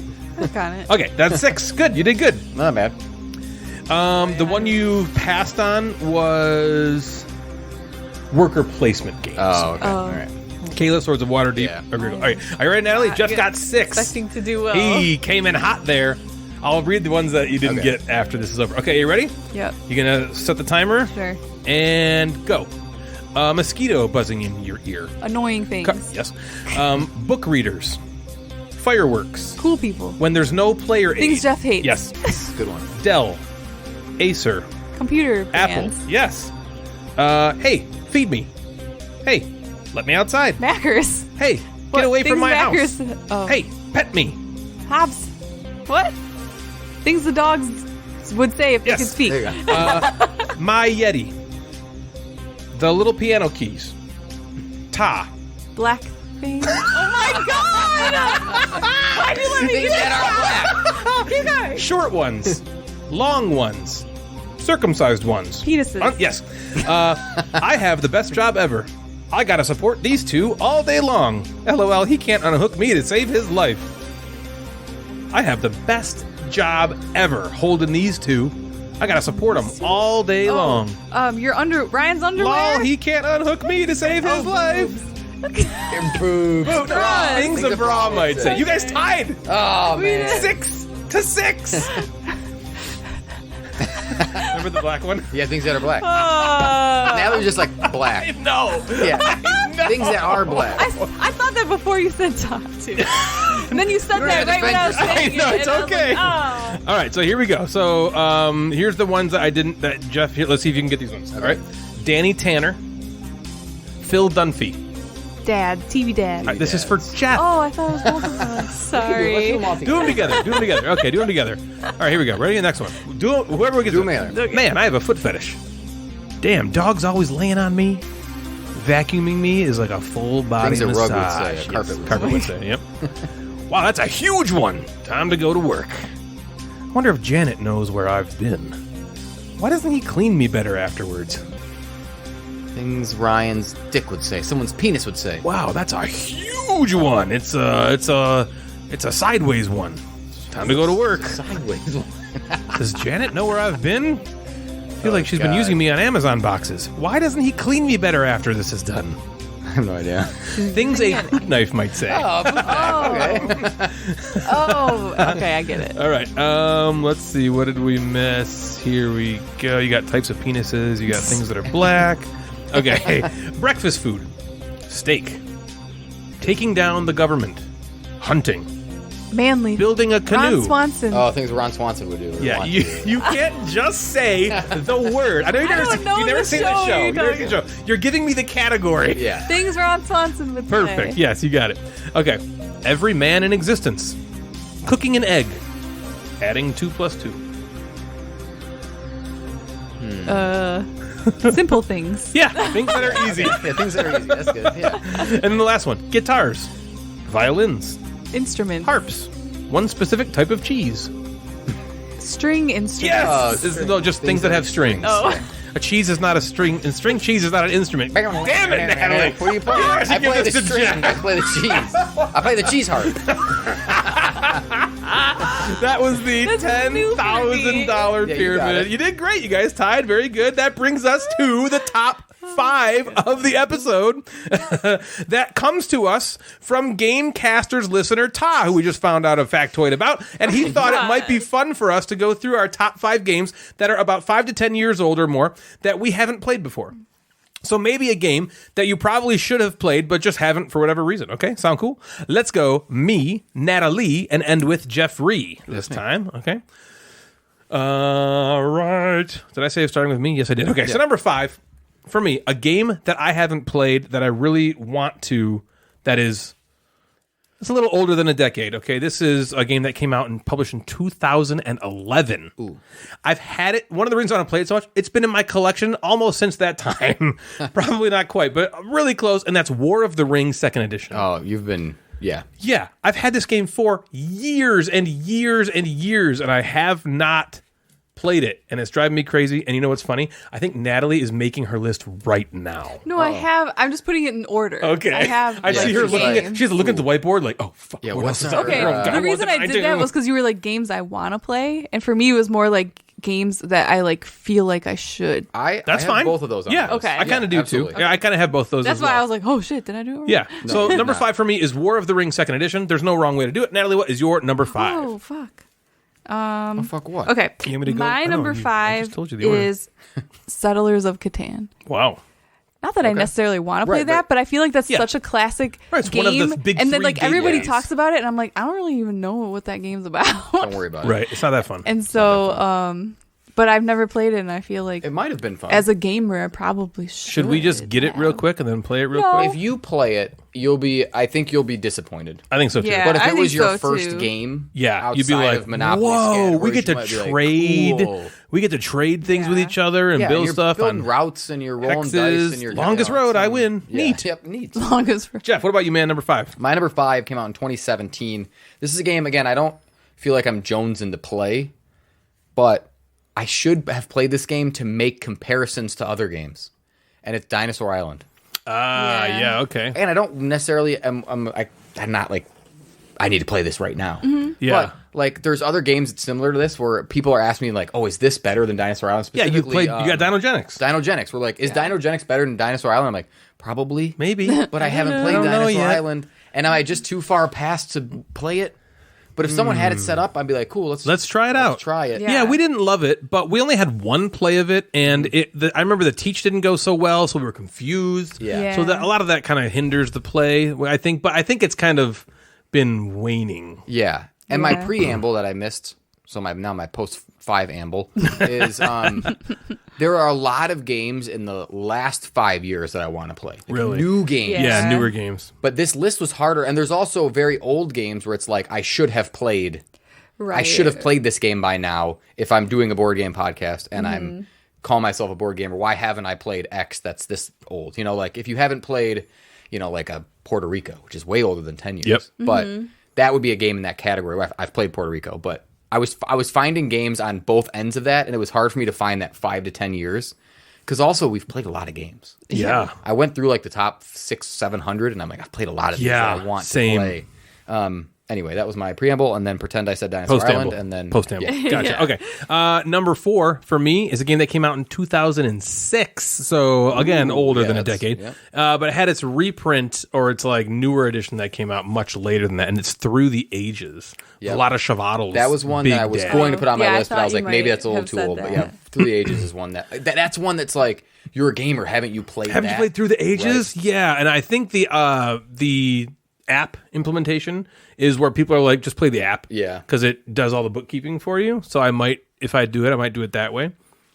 That is my number 4. Natalie, what about you? My number 4 is a game that I feel like is very popular. I know that you don't really like it, but I feel like it's huge, and I've never played it, and it's called Scythe. Scythe. Yeah, Scythe. Yeah. Trust me, half the people call it Scythe. People call it Scythe. But come on, Scythe. there's an E at the end. Yeah, you'll never play it with Ryan. Yeah. That's one thing. Ryan has a lot of games that he's played and has either been played out or didn't like, and Yeah. you'll probably never. Right. You might never I found play a that. GNG. Yeah. Right. Honestly, yeah. I was like, when I played it, I remember I was like, I would just rather play Terra Mystica. Right. That's kind of how it felt. But God, some people. That's like. Oh yeah, people love That that, is a lot so of much. people's favorite game of all time. Right. And they'll It like is. play it, and there's expansions, and it's Yeah. like it does look cool. It had a great does, man. theme. That first time we played it was like, wow, Yeah, this like is these huge. little metal like mechs walking around. The theme's cool because Yeah. it's like historical, but it's like here's a mech. Right. Like that's sweet. Yeah.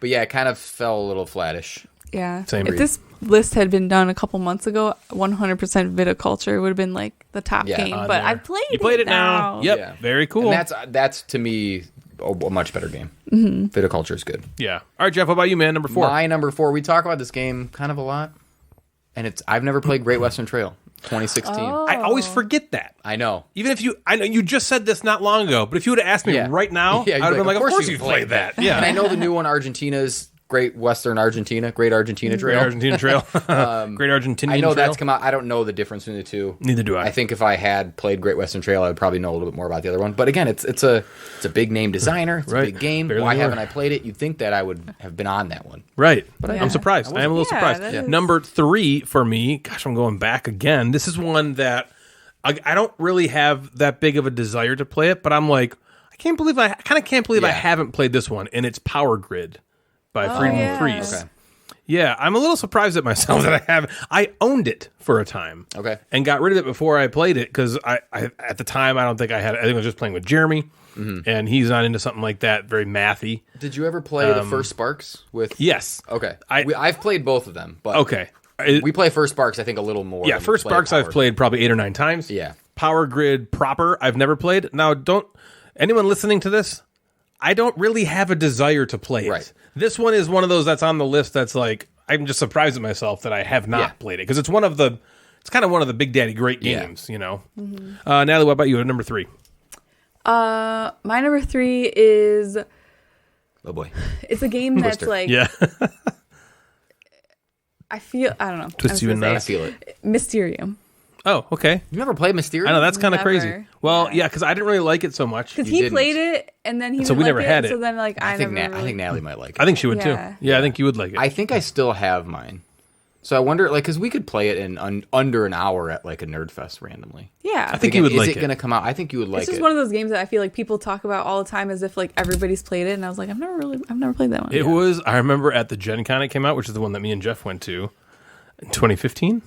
Yeah, I think so. Right? I think it was, 15 or or 16, but yeah, it was a Man, that was the game. yeah, that and like photosynthesis, right? Yeah. Those were the two that were Was like it that humongous, year? or was that the year after? I think that was the year after. But yeah, that was like, holy shit! You Yeah, got because I won photosynthesis. Ooh, remember? oh yeah. you won it? Didn't I win it? No. No, We just no, walked 'cause right we up and played, grabbed it. We played photosynthesis like randomly. Me and What Jeff- game did I win? You're right. There was like a leaf, like a tree-ish one. Oh, Bonk. yes. No, Bosk. Bosk. Bonk. That is a game. Yeah, Bonk. It's like that game with the the marble marbles thing. that roll down. Bonk. Give me that bonk. I got the bonk. That's funny. Oh, good gosh. Yeah, I'm surprised. I think you would have fun with that game. I did too. I think you would like it. Yeah. It'd be one of those where you would definitely like it more than me, at least. Jeff, what about you, man? Number 3. My number 3 is Altiplano. Oh, yeah. yeah. That's a. That I want to game- play that, That too. was like That's one of the it ones won that the have, like- award, right? Yeah, that's one of the games. I feel like I've put it in my cart 1,000 times. I hold it at the game store 1,000 times, and I just never seem to buy it and grab it. And Yeah. it's not maybe the most like popular game, Yeah. but people who It play gets it some really love. like it, and it gets some love. It's and a I'm bag like- builder, too. And it seems like that's a game that I should have played. yeah. Like there are games that come out, and I'm like, Jeff should have played that game because it's a Jeff ass game. It's a Jeff ass game. and I haven't. This is played a Jeff ass and game. That's it. Especially with your love for Orleans. Yeah. Number 2, for me. Gosh, all of the. I'm realizing now every one of these does not fit Todd's 5 to 10 years. So They're Ryan all broke older. all the rules. So I went way older. Oh, some of my, I think some. Of mine are older, too. 2008 is the published date of this game, this classic worker placement game that I've never played called Stone Age. Oh yeah. I've never played A Stone Age classic either. old worker placement game. I've never played Again, that if I one. was willing to break the rules, then I would have put that on there. I just went way I definitely rogue on broke the this for rules. sure. Natalie, number 2. My number 2 is there's 2 of them and I can't think of the second one, so tell me. But Above and Below and Near then and Far. Near and Far. I've never played either of those 2 Near and games. Far. Above and Below was, I thought. You might have liked Near it. and Far was kind of cool, but I think I've heard a lot of people like Near and Far better than Above and Below. And Yeah. then there's another newer one. Now and Later. Head and Is it Tails. Now and Later? Now I and have Then? no clue. Now is it Now and Then? Is it Now and Then? No, Now and Then's my. Is that a movie with? Now and Later is Movie. a candy. Now and It Later's the still candy. might Now and be Then's a something movie. like that. Let's see. don't know I'm what gonna type in Now and Now or Never. Now or Never. okay. That sounds like a song. Nebuchadnezzar. Never Too Late. Never too late. now. God, that sucks. Man, that sucks. Jeff, number 2. My number 2 is a game that, again, I feel like I should be playing because it's a 2-player game, and it's like a heavier 2-player game that I feel like Devin and I would like, called Fields of Arle. Oh yeah, you that was would. good. You Why would. haven't like I played that That's a game? really good game. I played that a bunch. I'm kind of sad we got rid of that for some Yeah. reason. That's a great game. And it's from I feel my like boy. you, It's my right? boy. It's I feel like Yeah. you didn't like it that I much. did like it. I didn't love it. I think that's why. Yeah. But again, a game I should have played because Devin is now. Cause a lot of these 2-player games are lighter, quicker dual games. That's like a That's a bigger. bigger That's a game. big. Heavier That's about 2-player as big as it game. Yeah. gets. And yeah, I should be playing it. It's good stuff. It's my number 2. Very cool. My number 1 could not have broken the rules any harder. It's Okay. the oldest game on the list so far. Come out in 18. Came out in 1993, Ooh. and it's a little old game that you might have heard of called Magic the Gathering. Oh. I have never actually played a full game of Magic the Gathering. It was synonymous with loser when I was in high school. Yeah. If you played Magic the Gathering Yeah. in like the circles I ran in, it was like, you're a fucking loser. And so I didn't have any desire to play it. And then when I kind of grew up from being a stupid high school fuck, Yeah. who just had sex all the time. I was just kind of like, I've never played that, man. That's like the game that keeps stores alive Yeah. today. So that we could play board games. and buy yeah, them from- and so it's like I feel like Yeah. I have some. Dan the Burrito Man has sent me some decks. Yeah. I got some decks from my buddy Steve. I've never actually taken the time to learn. He tried to teach me one. My buddy Steve tried to teach me one time, and then I wouldn't even count it as a play because I didn't know what the fuck I was Yeah. doing.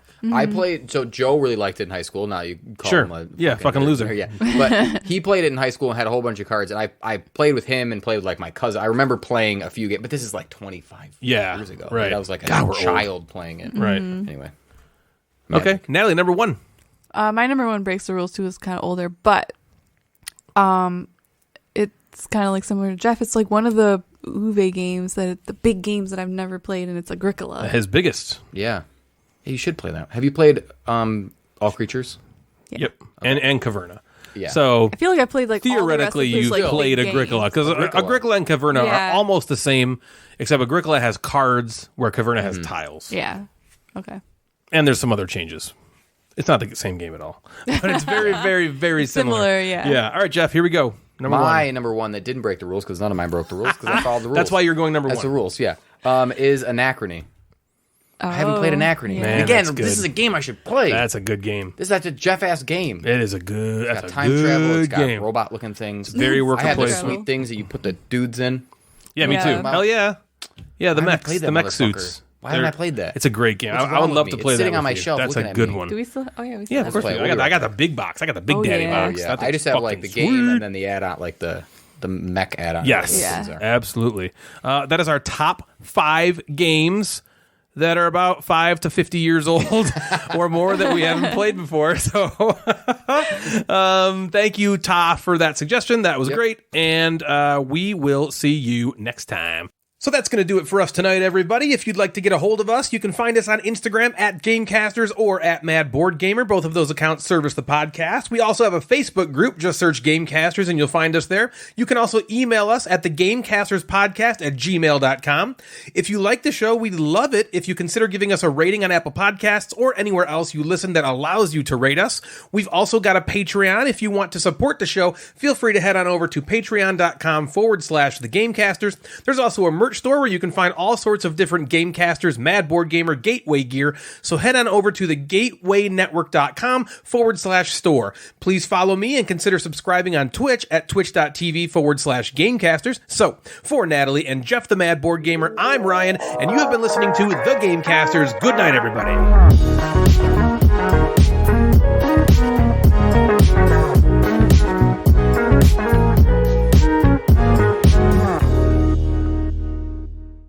Can I go to the bathroom?